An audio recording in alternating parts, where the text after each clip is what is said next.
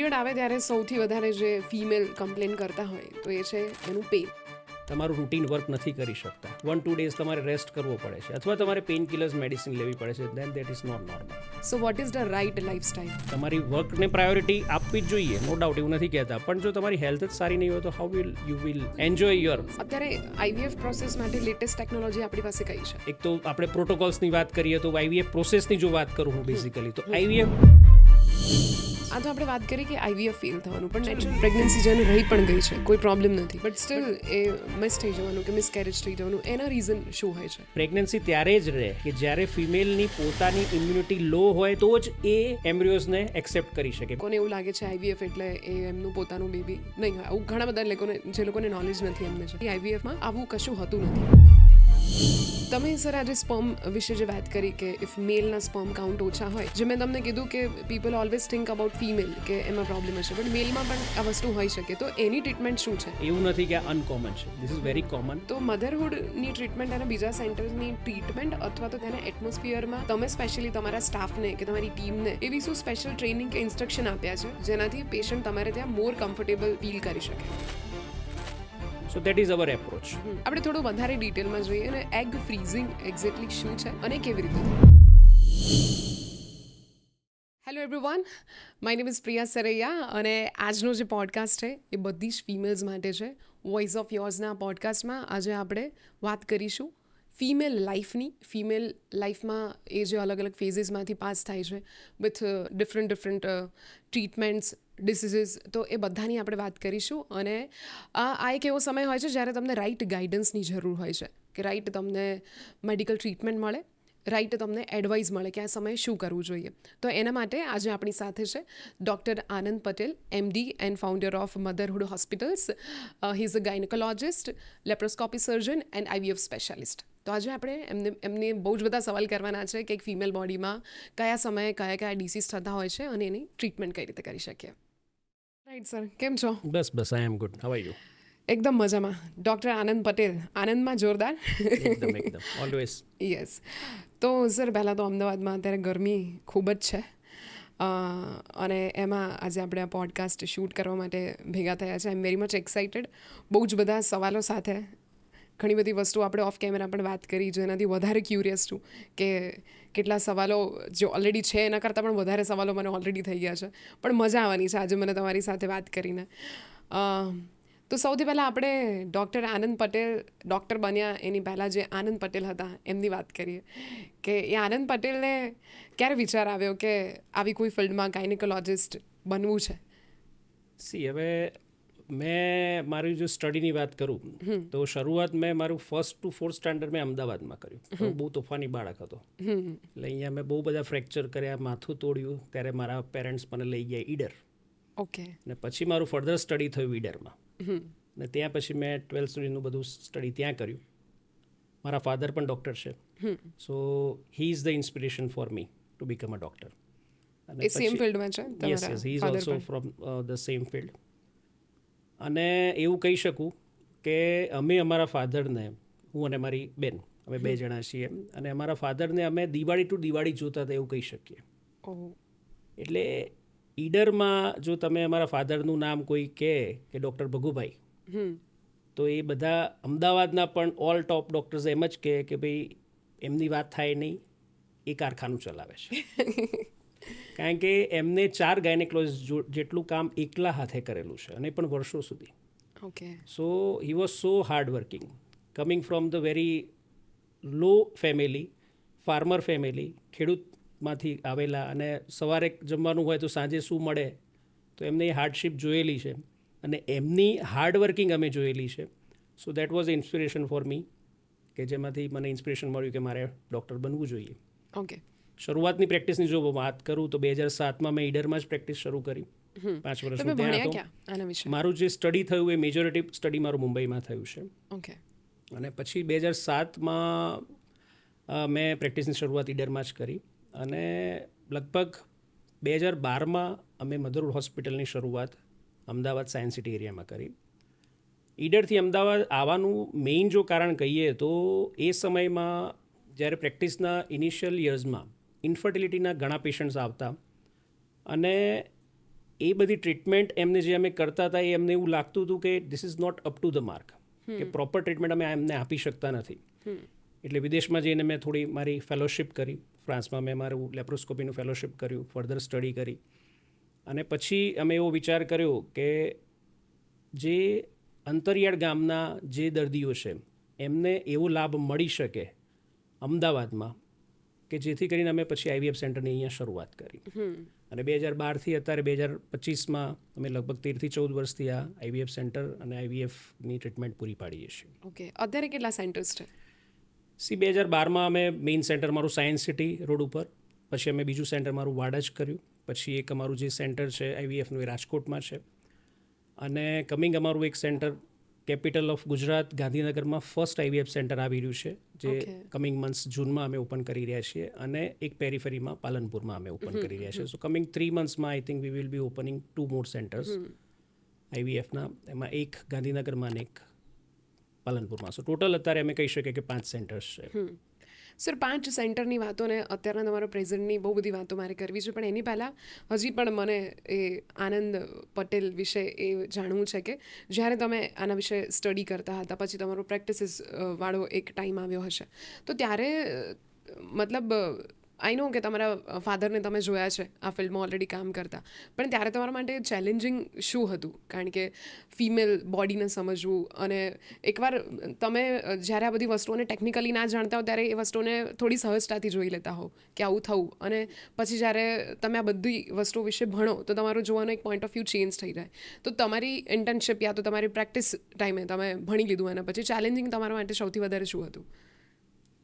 આપણે જો ઇન્ડિયાની વાત કરીએ ને, તો ઇન્ડિયામાં રેસિડન્સી જે પોસ્ટ ગ્રેજ્યુએશન્સ જે છે ને એ ઇટ ઇઝ વેરી હાર્ડશિપ. એટલે આફ્ટર જો આર્મી પછીની કોઈ ટ્રેનિંગ જો હાર્ડ હોય ને, તો that is a doctors training. Yes, absolutely. કારણ કે અમે એવા દિવસો જોયા છે કે જે અમે 36 hours સુધી સ્લીપલેસ, જમ્યા ના હોય, અને we are in the same ward and doing our practice, doing work and work. પણ રેસિડન્સી અને રિયલ પ્રેક્ટિસની જો વાત કરીએ તો રેસિડન્સીમાં મેજોરિટી જે ગાયનેકોલોજિસ્ટ તરીકે જો અમે શીખતા હોઈએ તો અમે મેજોરિટી અમારો જે ફોકસ હોય છે એ હોય છે ડિલિવરી. એ વખતે હન્ડ્રેડ્સ ઓફ ડિલિવરી થતી હોય, દિવસમાં 12-13 ડિલિવરીઓ થતી હોય, બરાબર છે, અને એ ડિલિવરીને મેનેજ કરવાનું. એટલે એ અમે એઝ અ ઓબ્સ્ટેટિશિયન થઈને બહાર આવ્યા, પણ જ્યારે અમે પ્રેક્ટિસની શરૂઆત જે મેં કરી ત્યારે જોયું કે obstetrician is a one part of a gynaecological field, પણ જે રિયલ પ્રોબ્લેમ છે એ તો છે નાઉઅડેઝ, એ તો ઇન્ફર્ટિલિટી છે, કે જેનું જે અમને જો નોલેજ કહો તો it was not up to the mark during the residency. So pan India કહો અથવા આઉટસાઇડ ઇન્ડિયામાં જઈને ઘણી બધી કોન્ફરન્સીસ, વર્કશોપ અને બધું અટેન્ડ કરીને નોલેજ ગેધર કર્યું, ઇન્ફર્ટિલિટી વિશે બહુ બધું જાણ્યું. લેપ્રોસ્કોપીમાં મારો ઇન્ટરેસ્ટ હતો શરૂઆતથી જ. લેપ્રોસ્કોપીમાં મેં ધીરે ધીરે એમાં ફેલોશિપ કરી, ફ્રાન્સ ગયો, ત્યાં મેં એડવાન્સ ટ્રેનિંગ લીધી, અને પછી જ્યારે રિયલ પ્રેક્ટિસમાં જ્યારે અમે અમદાવાદ શરૂ કરી ત્યારે અમે એકચ્યુઅલ કહી શકીએ કે અમે પ્રેક્ટિસની ઇન્ફર્ટિલિટી પોઈન્ટ ઓફ વ્યૂ શરૂઆત ત્યારે જ કરી. તો ઇનિશિયલ યર્સ ઓફ ધ પ્રેક્ટિસમાં રૂટીન ગાયનેક જે આપણે ડિલિવરીઝ કરાવતા હોઈએ, ગર્ભાશયના ઓપરેશન કરતા હોય એ, પણ ઇન્ફર્ટિલિટી રિલેટેડ એટલું બધું નોલેજ નહોતું. ઓકે, તો તમે જ્યારે પ્રેક્ટિસ કરી ત્યારે જ તમે એક્સપ્લોર કર્યું કે આ બધું તો થઈ જ રહ્યું છે, પણ ખૂટી શું રહ્યું છે, તો તમે એના વિશે પછી આગળ સ્ટડી કર્યું, અને અત્યારે બહુ જ બધા લોકોના બ્લેસિંગ્સ સાથે તમે મધરહુડની શરૂઆત કરી. મને મધરહુડ જે તમે નામ રાખ્યું એની પાછળ શું વિચાર હતો? ઓબ્વિયસલી નામ ઇટસેલ્ફ કહી રહ્યું છે, બટ સ્ટીલ આ ક્લિક કેવી રીતે થયું તમને? મને નહીં, ઇટ વોઝ જે ઓલ જો ક્રેડિટ આપવાનું જો કોઈને વાત કરું that is one person, that is my wife. So મારા સનનું ડિલિવરી થઈ અમદાવાદમાં, અને we are practising over there, અને અહીંયાની બહુ પ્રખ્યાત હોસ્પિટલમાં એની ડિલિવરી થઈ, અને એને જોયું, અને એને એક સપનું એનું હતું કે આપણી આવી સરસ હોસ્પિટલ હોય ને જ્યાં આપણે આપણા ગામડાના પેશન્ટોને પ્રોપર માર્ગદર્શન આપીને અને અહીંયા ટ્રીટમેન્ટ કરી શકીએ, કે જેથી કરીને એમને એ પ્રોપર ટ્રીટમેન્ટ મળી શકે. તો આપણે અહીંયા એવી હોસ્પિટલ કેમ ના હોય? That was a dream of my wife Twinkle. So એ વખતે તો મેં કોઈ દિવસ એવું વિચાર્યું નહોતું કે હું ઈડરમાંથી અમદાવાદ શિફ્ટ થઈશ અને અમદાવાદમાં હોસ્પિટલ કરીશ. મોર દેન 1000 ગાયનેકોલોજિસ્ટ, કોઈ બેકઅપ નહીં, અને અહીંયા ત્યાં તો મારા ફાધર આટલા વર્ષોથી પ્રેક્ટિસ કરતા હતા, મારે પ્રેક્ટિસ ચલાવવાની હતી, બરાબર છે. That is also challenging. Amitabh Bachchan અને અભિષેક બચ્ચનની વાત કરીએ તો વેન અમિતાભ બચ્ચન હોય તો અભિષેક બચ્ચન માટે ઇટ ઇઝ ઓલવેઝ ટફ. પેશન્ટ્સને ઓલવેઝ એવું હોય કે ભાઈ મોટા સાહેબને બતાવવું છે. So it was challenging for me, એમાંથી મેં ઓવરકમ ઘણું કરી લીધું હતું, but this was more challenging. But motherhood શરૂ કરવાની જે પ્રેરણા આપી તો that is a Twinkle, my wife, બરાબર. અને એ નામ પણ એને જ શોધ્યું છે, મધરહુડ. સો તમારા સનનો બોર્ન થયો એના પછી આ નામ આવ્યું તમારી પાસે? ના, એવું તો ન કહી શકાય કે આવ્યું એના પછી, પણ એ ડ્રીમ એમનું હતું કે હોસ્પિટલ ઓપન થાય આવી, Okay. કે જ્યાં આપણે એવી ટ્રીટમેન્ટ પૂરી પાડીએ કે જે આપણે અત્યારે નથી પાડી શકતા ઈડરમાં. પેશન્ટ્સને અમે ઘણી વખત એડવાઇસ કરીએ કે તમે IVF કરી લો, આ રીતે કરો, પણ પેશન્ટ જાય નહીં, કારણ કે એમને ટ્રસ્ટ ઇસ્યુ છે. રૂરલ અને અર્બન પ્રેક્ટિસની જો વાત કરીએ, rural practice is more of a trust, બરાબર છે. રૂરલમાં પેશન્ટ્સને ડૉક્ટર્સ ઉપર બ્લાઇન્ડ ટ્રસ્ટ હોય, એટલે ઓલવેઝ દે વોન્ટ કે ડૉક્ટર સાહેબ તમે અમારી ટ્રીટમેન્ટ કરો, પણ ડ્યુ ટુ લિમિટેડ નોલેજ અને લિમિટેડ રિસોર્સિસ IVF એ વખતના સમયમાં પેરીફેરીમાં પોસિબલ હતું નહીં. કરેક્ટ. સો દેટ્સ વાય પછી અમે આ હોસ્પિટલની શરૂઆત કરીને રેસ્ટ ઇઝ અમેઝિંગ. હવે આપણે IVF ને બીજા બધા ટેકનિકલ જે ટર્મ્સ છે રિગાર્ડિંગ ધ ફિમેલ એની વાત કરીએ એની પહેલાં બહુ જ સરળ રીતે મને તમારી પાસેથી એ સમજવું છે, જેનાથી આપણા વ્યુઅર્સને પણ સમજ આવે, જે લોકો આ પોડકાસ્ટ જોઈ રહ્યા છે એમને, કે ફિમેલ બોડી એનાટોમી કેવી હોય છે, કયા કયા ઓર્ગન્સ હોય છે જેને લઈને ડિસીઝ થતા હોય છે. તો એને થોડું આપણે સરળ ભાષામાં પહેલાં સમજાવી દઈએ અને પછી આપણે અલગ અલગ ડિસીઝ જે થતા હોય છે એના વિશે ડિસ્કસ કરીએ. જો ઇન્ફર્ટિલિટી પોઈન્ટ ઓફ વ્યૂની વાત કરીએ કે જે બહેનોને વ્યંધત્વ છે, કે જેમને પ્રેગ્નન્સી નથી રહેતી, તો એના માટે મેઇનલી જ્યારે પેશન્ટ્સ અમારી પાસે આવે એટલે અમે એના બેઝલાઇન હોર્મોનલ ટેસ્ટ કરતા હોઈએ છીએ. હોર્મોન્સના ટેસ્ટ કર્યા પછી એમની એક બેઝલાઇન સોનોગ્રાફી થતી હોય છે, જેમાં અમે ગર્ભાશય અને અંડાશય ચેક કરતા હોય છે. ગર્ભાશયની અંદર કોઈ ગાંઠ નથી, જેમ કે ફાઇબ્રોડ છે, એડિનોમાયોસિસ છે. ગર્ભાશયની અંદરના ભાગમાં કોઈ પોલિપ્સ, એટલે કે જેમ આપણને સ્કિનમાં વોટ્સ થતા હોય એ રીતે ગર્ભાશયની દિવાલમાં પણ વોટ્સ થતા હોય, તો આ બધી વસ્તુ એવી છે કે જેના કારણે પ્રેગ્નન્સી રહેવી પોસિબલ નથી. બીજું, અંડાશયની અંદર કોઈ ચોકલેટ સિસ્ટ એટલે કે એન્ડોમેટ્રોસિસ નામનો કોઈ ડિસીઝ નથી, કોઈ ડર્મોઇડ સિસ્ટ નથી, કોઈ બીજી ઓવરીની અંદર કોઈ એવી ગાંઠ નથી. સો એ બધું અમે જ્યારે ચેક કરીએ ત્યારે અમને ખ્યાલ આવે, તો એ થઈ આપણે બેઝિકલી જે સોનોગ્રાફીમાં જોવાની જે વસ્તુ અમે જોઈ શકીએ.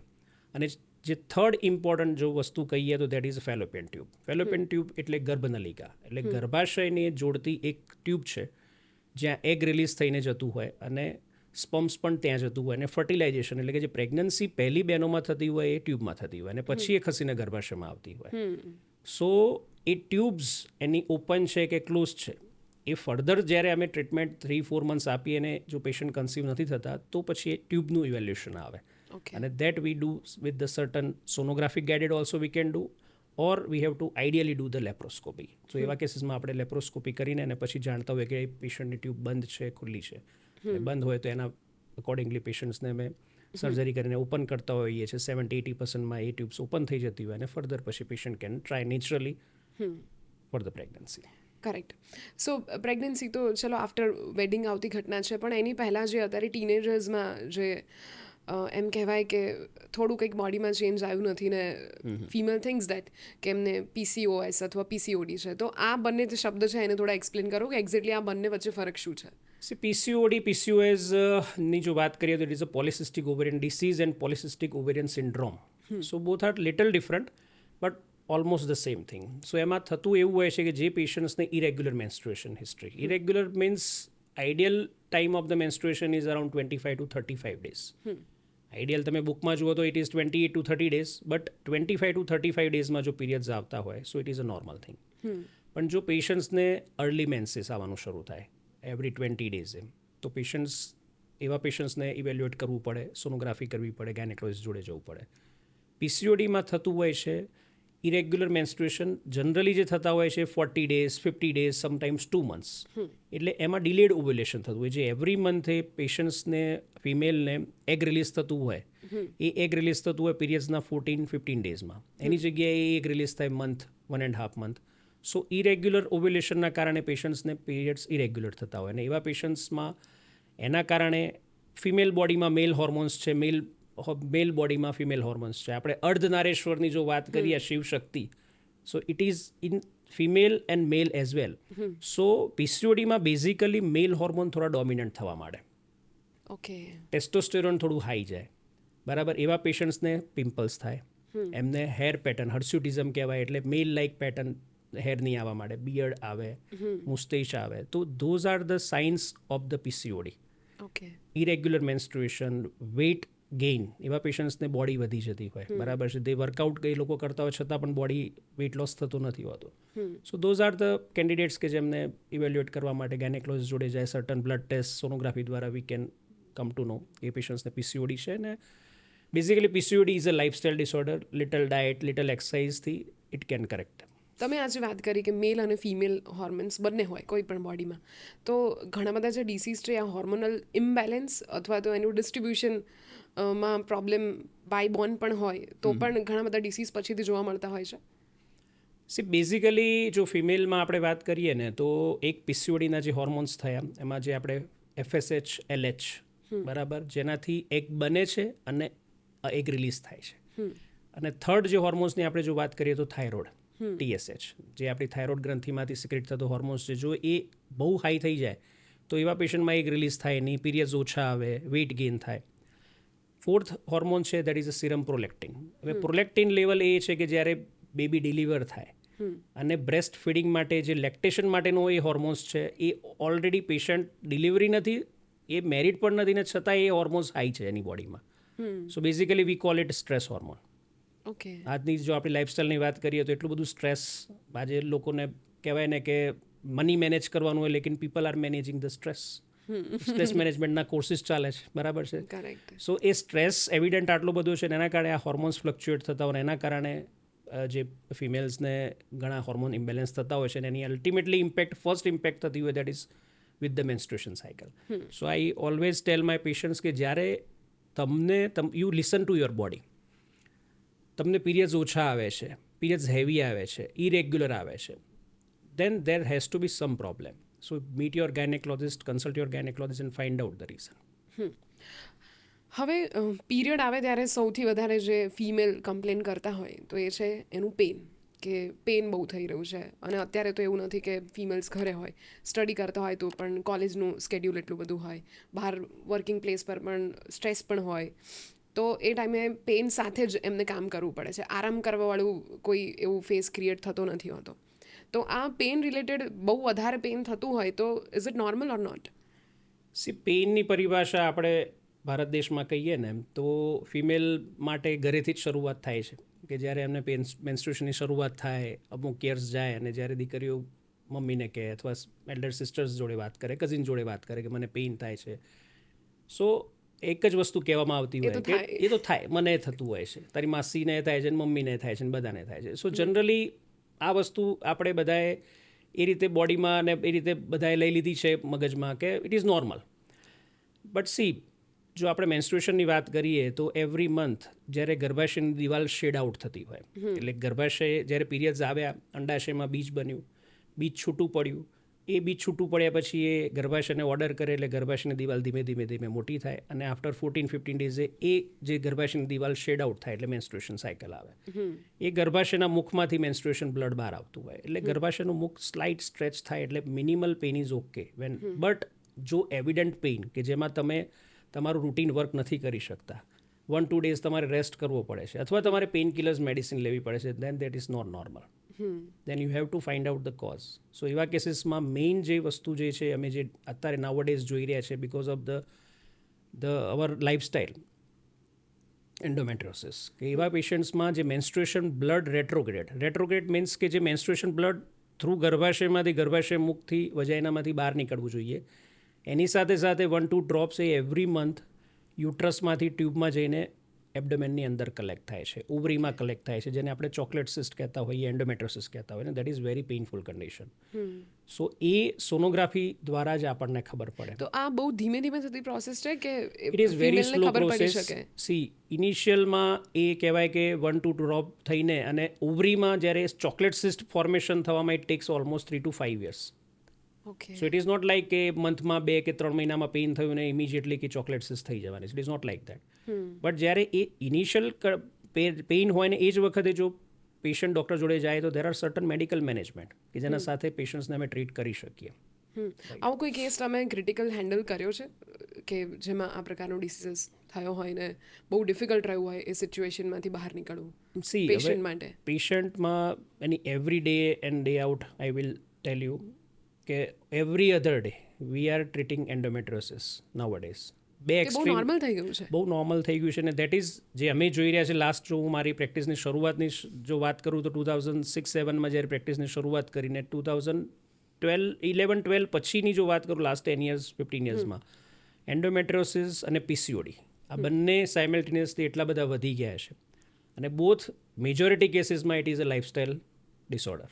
ઓકે. બરાબર છે કે જે આપણે જો વાત કરીએ આઈ ડોન્ટ નો મારે in front of this camera કહેવું જોઈએ કે નહીં બટ મલ્ટિપલ સેક્સ્યુઅલ રિલેશનશિપ આપણે કહીએ જે પેશન્ટ્સના ઇરેગ્યુલર એમની જે લાઇફસ્ટાઇલ કહીએ લેટ નાઇટ જે એમ સુધી જાગવું જંક ફૂડ ખાવું so endometriosis PCOD all this is connected with all sir this. મને છે ને એ જાણવું છે બધા જ ડૉક્ટર્સ કોઈ પણ તમને પેટનો પ્રોબ્લેમ છે હાર્ટનો પ્રોબ્લેમ છે ફિમેલ પ્રોબ્લેમ્સ છે ગાયનિકોલોજિસ્ટ પાસે છે તો બધા પાસે મેડિસિન સિવાય એક વસ્તુ છે કે લાઇફસ્ટાઇલ ઇમ્પ્રૂવ કરો. So what is the right lifestyle? See right lifestyle એ એવી વસ્તુ છે કે તમે જે રૂટીન તમારી જે લાઇફસ્ટાઇલ છે બરાબર છે એમાં તમે આપણે પ્રાયોરિટીઝ કીપ ચેન્જિંગ જ્યારે આપણે ભણતા હોય સ્ટડી કરતા હોય અને જો એ વખતે તમારું ફોકસ મેજોરિટી જો મોબાઈલમાં અને ટેબમાં ને એ બધામાં હોય તો definitely you are not going to do better in study બરાબર છે. જ્યારે તમે તમારા એડોલેસન્ટ ફેઝમાં આવ્યા છો બરાબર છે હવે એડોલેસન્ટ ફેઝમાં તમારે કેરિયરને એ બધામાં જવાનું છે ડેફિનેટલી તમારે સ્ટડીને બધું કરવું જ જોઈશે. સો સેમ થિંગ એ લાઇફસ્ટાઇલ આજે આપણે કાર્ડિયક હાર્ટ ડિસીઝને આપણે જોઈ રહ્યા છીએ કે કપલ ઓફ યર્સથી હાર્ટ એટેક એટલા બધા વધી ગયા છે બરાબર છે ઓબેસિટી એટલી બધી વધી ગઈ છે we are second or third in world wide in a diabetes બરાબર so this is all lifestyle disorder. So તમે જો તમારી પ્રોપર સ્લીપ નથી જે 6 to 8 hours જોઈએ તમે તમારા ડાયટનું જે પ્રોપર મેનેજમેન્ટ નથી કરતા તમારી વર્કને પ્રાયોરિટી આપવી જ જોઈએ નો ડાઉટ એવું નથી કહેતા પણ જો તમારી હેલ્થ જ સારી નહીં હોય તો how will you will so you enjoy mean your to say કે એક ક્લોક હોવી જોઈએ કે definitely. જમવાનો એક સમય નિયમિત હોવો જોઈએ સુવાનો એક સમય નિયમિત હોવો અને જોઈએ સો બોડી એ ક્લોકને સમજે છે. ડેફિનેટલી અને એક્સરસાઇઝ આપણે definitely 4 to 5 days in a week I would not say કે તમે 1.5 hours જીમ કરો યોગા કરો daily 7 days in a week કરવું જ જોઈએ. 4 to 5 days 30-40 minutes mild to moderate exercise also can balance your hormones and everything in place. Correct. So right lifestyle તો બધા પ્રયત્ન કરશે લેટ સી. અને જેને already they are into the severe PCOD છે ઓબેસિટી છે નથી થઈ રહ્યું તો they have to take a support of the dietitian nutritionist. અને મેં સર એવું પણ સાંભળ્યું છે કે ટીનેજમાં જ્યારે કોલેજમાં જ હજી હોય અને પીરિયડ્સ ઇરેગ્યુલર થવા લાગતા હોય તો ઘણા બધા કોઈ કોર્સ કરે છે દવાનો કે જેનાથી એ સાયકલ તમારી મેન્ટેન રહે. એ બહુ અર્લી ફેઝમાં જ આ દવાઓ લઈ લેતા હોય છે કે આ ઇરેગ્યુલર છે તો આ કોર્સ કરી લેશો તો તમારું રેગ્યુલર થઈ જશે. અને એ કોર્સ કરવાથી એના સાઇડ ઇફેક્ટ્સ પણ છે કે વેઇટ ગેઇન થઈ જાય ને તમે જે કીધું કે થોડા ફેશિયલ હેર્સ વધી જવાની બધું એ જ દવાઓની આ સાઇડ ઇફેક્ટ્સ હોય છે તો એ શું ઘટના છે? સી હવે આજકાલ આપણે સોશિયલ મીડિયાની આ one of the side effect કહી શકીએ આટલી બધી રીલ્સ આટલું બધું પોડકાસ્ટ Overknowledge. બરાબર છે અને બધું થતું હોય છે તો એમાં ઘણી વખત એ મિસઇન્ફોર્મેશન જતી હોય છે કે સમ મેડિસિન્સ તમે લીધી સમ પાવડર સમ સેશે ફોર્મમાં કંઈ લીધું અને તમારે વેઇટ લોસ થાય. No doubt there are certain products in Ayurvedic homeopathic allopathic કે ત્યાંથી વેઇટ લોસ થાય પણ એ પર્ટિક્યુલર પેશન્ટ્સ માટે હોય છે. હવે ડાયાબિટીસ પેશન્ટ્સ માટે અમે અમુક વસ્તુઓ જ્યારે એમને ઇન્જેક્શન્સ આવે મેડિસિન્સ આપીએ વેઇટ લોસ માટે તો ઇટ ઇઝ ઓકે બટ જે પેશન્ટ્સને ડાયાબિટીસ નથી ના થાઇરોઇડ છે ને એ પેશન્ટને અમે વેઇટ લોસ મેડિસિન ઉપર મૂકીએ તો એમનું જે ન્યુટ્રિશન બેલેન્સ છે એ ટોટલ ઇમ્બેલેન્સ થઈ જાય અને એવા પેશન્ટ્સને બીજા બધા માલન્યુટ્રિશનના પ્રોબ્લેમ્સ ચાલુ થતા હોય. It can badly impact there mental health as well. So that's Y this kind of products without કહેવાય કે પ્રોપર એક્સપર્ટ ગાઈડન્સ વગર ના લેવા જોઈએ. તો આ તો આપણે એક ફિમેલની ટીનેજ લાઈફની વાત કરીએ. હવે આગળ જતાં જ્યારે પ્રેગ્નન્સી કન્સીવ કરવાની વાત આવે છે તો અત્યારે સૌથી મોટો જે પ્રશ્ન છે કે ઇનફર્ટિલિટી કે કન્સીવ કરવામાં પ્રોબ્લેમ થવું ફેલર થવા તો આ કોઝ કેમ વધી રહ્યું છે? સી નાવડેઝ જો અમે મેઇન જો વાત કરીએ જેમ પ્રાયોરિટીઝની હમણાં જેમ મેં વાત કરી સો નો ડાઉટ ફિમેલ મેલ બધાએ પોતાના કેરિયરની પોતાના ગોલ્સની ચિંતા હોવી જ જોઈએ but at the same time we are seeing last couple of યર્સથી લાસ્ટ 10 yearsથી કે delayed marriage is one of the factor for infertility. No doubt તમે ડિલેડ મેરેજ કરો બરાબર છે but in those cases when you have a certain goals and you know કે આપણે 30 years સુધી મેરેજ નથી કરવાના અને 35 યર્સ સુધી કિડ નથી લાવવાના in those patient specifically in a case of female they can preserve their eggs. બરાબર છે, they can preserve their eggs. એ લોકો જ્યારે મેરેજ કરે, લેટ કન્સેપ્શન કરે અને સપોઝ પ્રેગ્નન્સી નથી રહેતી naturally, so they will always have their own eggs. So they should not have go for egg donation. Okay. જો અમે મેજોરિટી કેસીસમાં જોઈએ છે, પેશન્ટ્સ અમારી પાસે 35માં આવે, IVF માટે આવે, અને અમે જ્યારે એમના નોર્મલ ઓવેરિયન ફંક્શન્સ ચેક કરીએ, so it is so less કે એમની એજ, બાયોલોજિકલ એજ 35 અને ઓવરીની એટલે ફર્ટિલિટીની એજ હોય 45. Is it possible? Yes, it is possible. So we are facing nowadays early premature ovarian failures. બરાબર, that is also one of the cause of stress. અને I would say the food જે આપણા દેશમાં જે ભેળસેળ જે ખોરાકમાં થાય છે ને, that is one of the, જે પેસ્ટિસાઇડનો જે ઉપયોગ થાય છે. વચમાં જ અમારે એક કોન્ફરન્સમાં આના વિશે ડિબેટ થઈ હતી.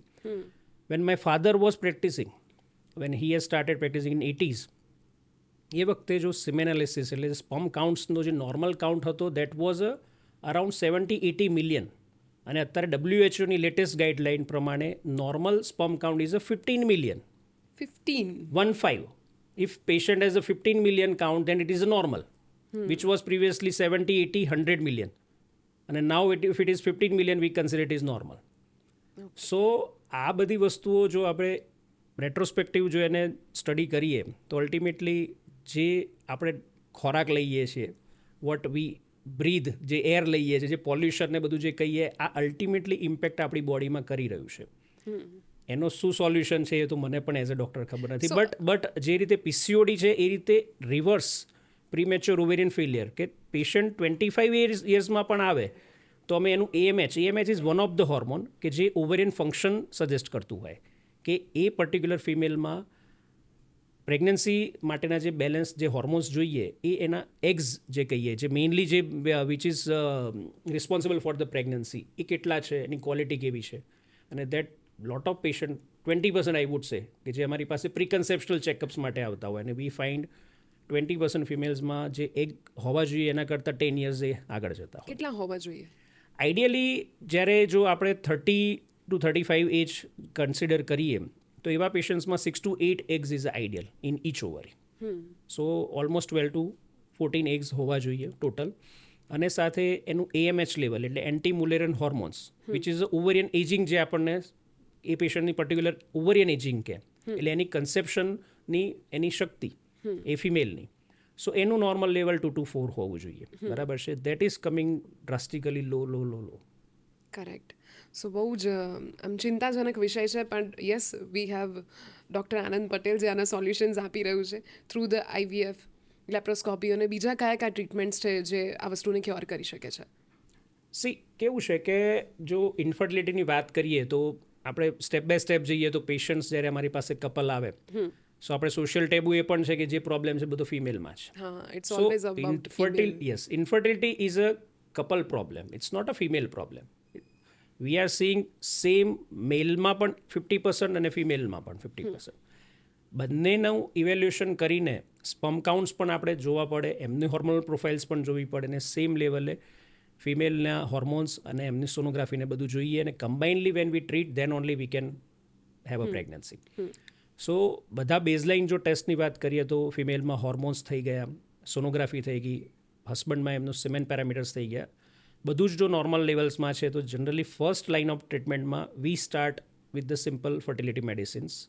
અને એ ફર્ટિલિટી મેડિસિન સાથે અમે ફોલિક્યુલર મોનિટરિંગ કરતા હોઈએ. વોટ ઇઝ દેટ કે જે એગ રિલીઝ થતું હોય બોડીમાંથી, એ ovulation time we see through sonography. મંથમાં પેશન્ટને 3 વિઝિટ કરવાની હોય, અને જે વખતે એગ રિલીઝ થતું હોય, ઓવ્યુલેશન થતું હોય, that time we tell patients to have a natural intercourse. એ વખતે શારીરિક સંબંધ રાખે તો ચાન્સીસ પ્રેગ્નન્સી રહેવાના ચાન્સીસ વધતા હોય છે.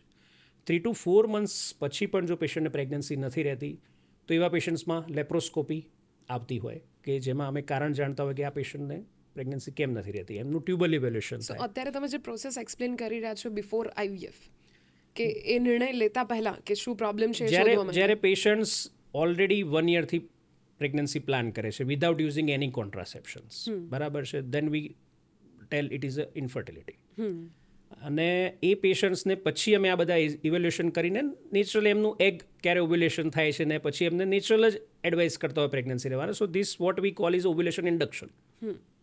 એમાં પેશન્ટ કન્સીવ નથી થતું, પછી આવે છે લેપ્રોસ્કોપી, જેમાં પહેલો ટ્રાય તમારો નેચરલનો જ નેચરલનો જ હોય, but with the follicle monitoring, કે જેમાં એગ્સ ક્યારે બન્યું, ક્યારે ઓવ્યુલેટ થયું. સો we can shorten the window. અમે સમય શોર્ટ કરી શકીએ. આને આપણે મેડિકલ ચોગડિયું કહી શકીએ. યસ, કહી શકીએ. ડેફિનેટલી કારણ કે ઓવ્યુલેશન ઇઝ ધ ટાઈમ. કારણ કે એગ રિલીઝ થાય 24 કલાક જ એની લાઈફ હોય. If we miss that time then patient will not conceive. Correct. So that we monitor through sonography અને પેશન્ટને આપણે એ રીતે એક્સપ્લેન કરતા હોય. પછી જો એમાં કન્સીવ નથી થતું, પછી નેક્સ્ટ સ્ટેપ આવે એમની ફેલોપિયન ટ્યુબ્સ જોવાનું, જે આપણને સોનોગ્રાફી દ્વારા નથી દેખાતી હોતી. એટલે આપણે એવા પેશન્ટ્સને લેપ્રોસ્કોપી કરતા હોય. એમાં કંઈ એન્ડોમેટ્રોસિસ છે, પીસીઓડી છે, કોઈ ફાઇબ્રોડ્સ છે, ટ્યુબ્સ બ્લોક છે, તો એ બધાનું કરેક્શન કરીને સેકન્ડ સ્ટેપ આવે, દેટ ઇઝ આઈયુઆઈ, કે જેને આપણે ઇન્ટ્રાયુટ્રાઇન ઇન્સેમિનેશન અથવા સાદી ભાષામાં, ગુજરાતી ભાષામાં આપણે કહીએ તો વીર્યદાન પદ્ધતિ. ઓકે. અને એ પેશન્ટ્સમાં જેમાં હસબન્ડના જે કાઉન્ટ નોર્મલ કરતાં થોડા ઓછા હોય, તો પણ આપણે એવા પેશન્ટ્સને આઈયુઆઈની ટ્રીટમેન્ટની એડવાઇસ કરતા હોઈએ છીએ. જ્યારે પેશન્ટ્સને મેડિસિન્સ, અમુક ઇન્જેક્શન્સ આપે પછી જ્યારે ઓવ્યુલેશન થાય, હસબન્ડના સ્પમ્પ્સને વોશ કરીને એ સ્પમ્પ્સને at the time of ovulation આપણે ગર્ભાશયમાં મૂકતા હોય, અને પછી એ પેશન્ટ્સ પ્રેગ્નન્સી રહેવાના ચાન્સીસ એમને 25% to 30% જેવા ઇન્ક્રીઝ થતા હોય છે. એ 3 to 6 સાયકલ્સ, 3 to 6 ટ્રાયલ્સ કર્યા પછી પણ જો પેશન્ટ એમાં પણ કન્સીવ નથી થતું. હું તમને ખાલી અહીંયા પોઝ કરીશ કે આ જે પ્રોસેસ છે, is it painful? No, not at all. બરાબર છે. આમાં આઈયુઆઈની જો આપણે વાત કરીએ તો આઈયુઆઈની અંદર પેશન્ટ્સને ફ્રિક્વન્ટ વિઝિટ્સ હોય, મંથમાં 3 to 4 ટાઈમ્સ, 4 days 5 daysની અરાઉન્ડ. અને જ્યારે એગ રિલીઝ થાય એટલે જે આપણે જે આઈયુઆઈ પણ કરતા હોઈએ છીએ, that is also without anaesthesia. એટલે આપણે કોઈ એમાં પેશન્ટને બેભાન કે એવું કંઈ કરવાની જરૂર નથી હોતી. With the simple plastic cannula through vagina આપણે ગર્ભાશયની અંદર સ્પમ્પ્સને સ્લોલી ઇન્જેક્ટ કરતા હોઈએ, પુશ કરતા હોય છે. It is not painful. It is little discomfort might be, but not a painful at all. Correct. આમાં પણ જો પેશન્ટ કન્સીવ નથી થતા તો નેક્સ્ટ સ્ટેપ આવે, દેટ ઇઝ આઈવીએફ, જેને આપણે ઇન વિટ્રો ફર્ટિલાઇઝેશન અથવા સાદી ભાષામાં ટેસ્ટ ટ્યુબ એવી કહેતા હોઈએ, કે જેમાં જે ફર્ટિલાઇઝેશન બોડીની અંદર ટ્યુબમાં થતું હોય છે એ નથી થઈ રહ્યું આફ્ટર ઓલ ટ્રાયલ, તો પછી એ એગ્સ અને એ સ્પમ્પ્સને આપણે લેબોરેટરીમાં ફર્ટિલાઇઝ કરીને ગર્ભને એમ્બ્રિયોઝ ફોર્મ કરીને ડાયરેક્ટ યુટ્રસમાં આપણે ટ્રાન્સફર કરતા હોય છે. That is IVF. અને એના success rate is around 60 to 70% with the modern technology, with the best team approach. અત્યારે આઈવીએફ પ્રોસેસ માટે લેટેસ્ટ ટેકનોલોજી આપણી પાસે કઈ છે? આઈવીએફ પ્રોસેસમાં બહુ બધી અલગ અલગ પદ્ધતિઓ છે.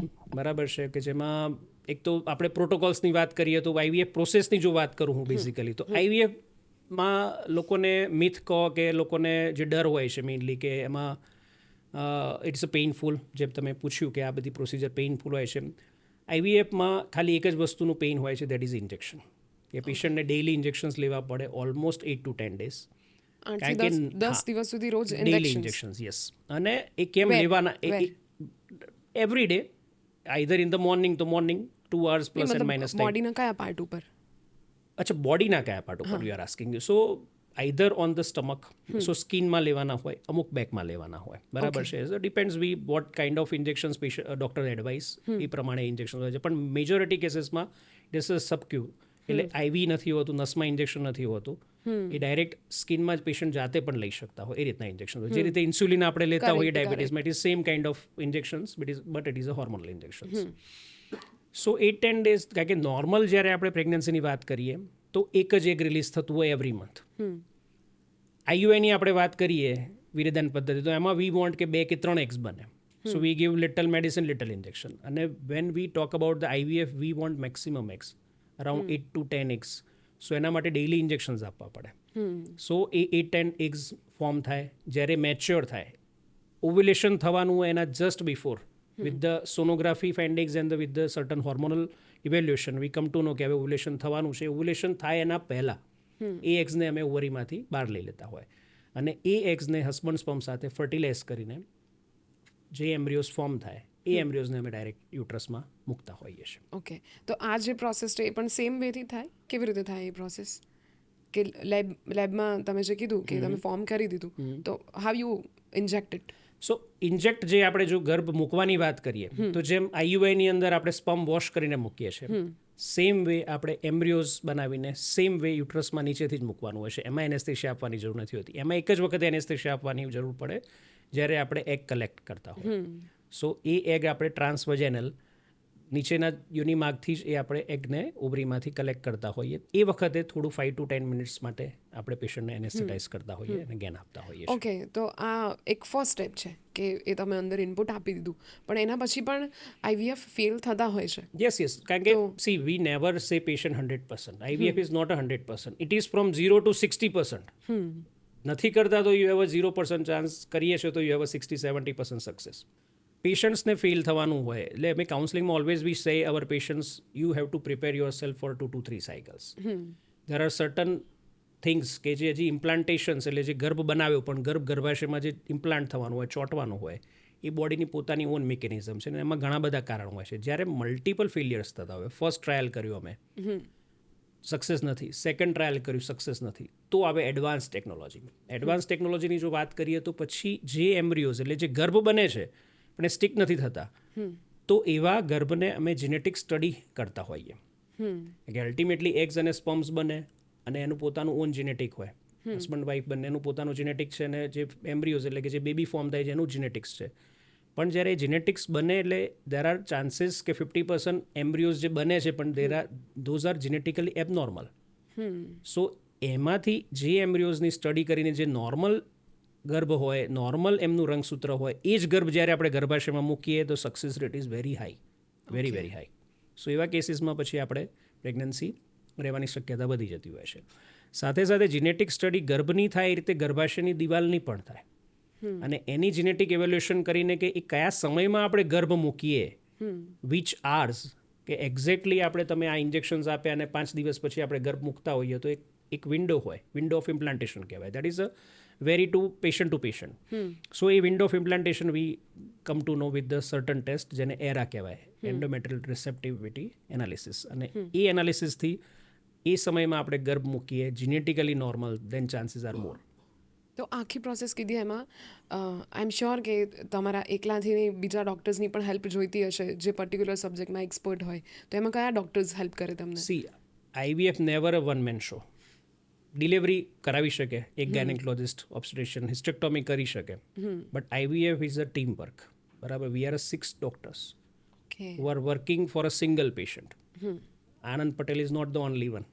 હું કન્સલ્ટેશન કરતો હોય, સોનોગ્રાફી કરતો હોય, પેશન્ટનું સ્ટિમ્યુલેશન કર્યું, ઓવરીઝમાં એક બનાવ્યા, ઓવરીઝમાં કલેક્ટ કરીને જેને આપે એમનું કામ છે embryologist. Who look after the lab condition કે જ્યાં એમ્બ્રિયો ફોર્મ થતા હોય, એગ્સ અને સ્પર્મ્સનું ફર્ટિલાઇઝેશન થતું હોય અને એ લેબની કન્ડિશન, કારણ કે એ લેબમાં 5 દિવસે એમ્બ્રિયોઝ ગ્રો થવાના છે આઉટસાઇડ બોડી, આર્ટિફિશિયલ યુટ્રસમાં, જેને આપણે, સો ઇટ્સ અ ઇન્ક્યુબેટર. સો જે ઇન્ક્યુબેટર મશીન્સ હોય એનું જે યુટ્રસના જેવું ટેમ્પરેચર સેટ કર્યું હોય, એના જેવું એના અંદર ગેસીસ હોય, કાર્બન ડાયોક્સાઇડ, ઓક્સિજન, નાઇટ્રસ, એનું ટેમ્પરેચર થ્રુ આઉટ મેન્ટેન રાખવું પડે. ઘણાને એવું મિથ છે કે બહુ ગરમી હોય તો IVF ના થાય, ઠંડીમાં જ થાય. ઠંડી હોય કે ગરમી ડઝન્ટ મેક એની ડિફરન્સ. તમારી લેબનું ટેમ્પરેચર અને પેશન્ટનું બોડી ટેમ્પરેચર સેમ હોવું જોઈએ. 37 ડિગ્રીમાં જ એમ્બ્રિયોઝ ફોર્મ થાય અને 37 ડિગ્રીમાં જ તમને પ્રેગ્નન્સી રહી શકે, બાકી એ શક્ય જ નથી. 37? યસ, જે બોડીનું ટેમ્પરેચર છે આપણું. બરાબર છે. So it's a team work basically, અને તો જ એ સક્સેસ અમે બોલી શકીએ 60-70%. વર્લ્ડ વાઇડ તમે કદાચ ગૂગલ કરશો તો ઇટ ઇઝ અ 35-40%. વાય સો? આપણને પૂછે કે ઇન્ડિયામાં બધા કહે છે 60-70%, અને તમે અમેરિકામાં પૂછો તો અમેરિકામાં તો 35-40% નો. એક મેઇન જે ડિફરન્સ છે ને, એક્સેપ્ટ જો આપણે એશિયા છોડી દઈએ, India, China, Thailand and other countries of Asian countries, other countries they transfer only single embryo. એટલે એ એમ્બ્રિયો ફોર્મ થયું અને એક જ ગર્ભાશયમાં મૂકતા હોય. So that's why success rate little ઓછો હોય, 35-40%. In a country like India we transfer always 2 embryos. સો એક સાથે 2 ગર્ભ મૂકતા હોય એટલે ચાન્સીસ પ્રેગ્નન્સી રહેવાના વધારે હોય. At the same time yes, twins રહેવાના પણ ચાન્સીસ રહે. નોર્મલ આપણે નેચરલી વાત કરીએ તો લેસ દેન 1% હોય, IUI કરીએ તો 2 to 4% ટ્વિન્સ રહેતા હોય, પણ IVFમાં 20 to 30% પેશન્ટ્સને ટ્વિન્સ રહેતા હોય, પણ at the same time success rate is more. So that's why success rate is little higher in India. કે જ્યારે આપણે બે ગર્ભ મૂકતા હોઈએ.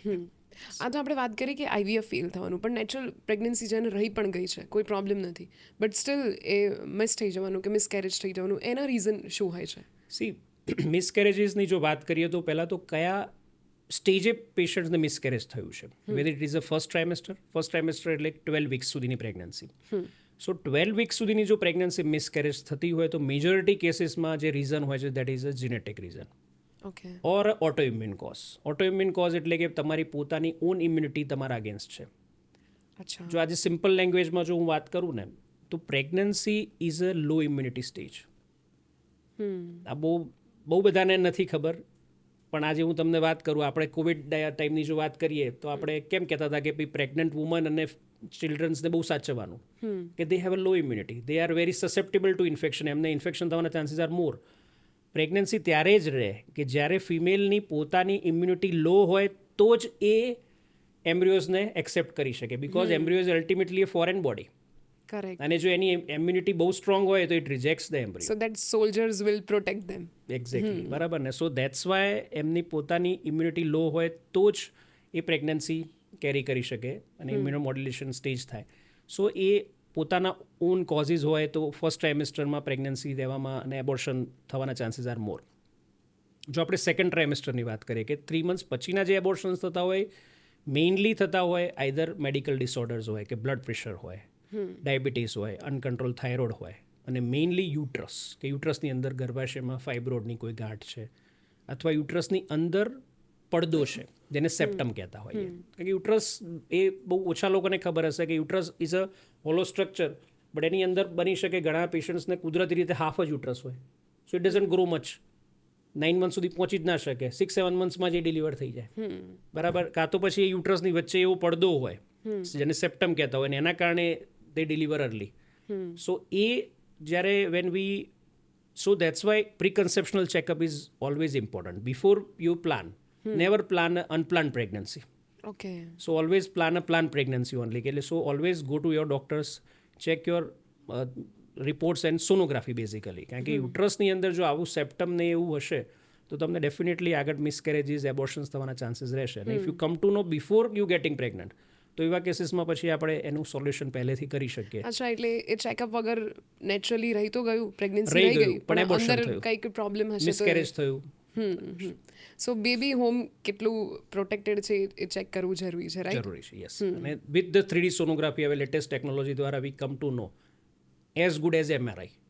MRI મશીનના જેવા જ હવે સોનોગ્રાફી મશીન્સ એટલા સરસ આવી ગયા છે કે જેના કારણે આપણે એ બધી વસ્તુઓ નોર્મલ સોનોગ્રાફી દ્વારા જ આપણે ડિટેક્ટ કરી શકીએ.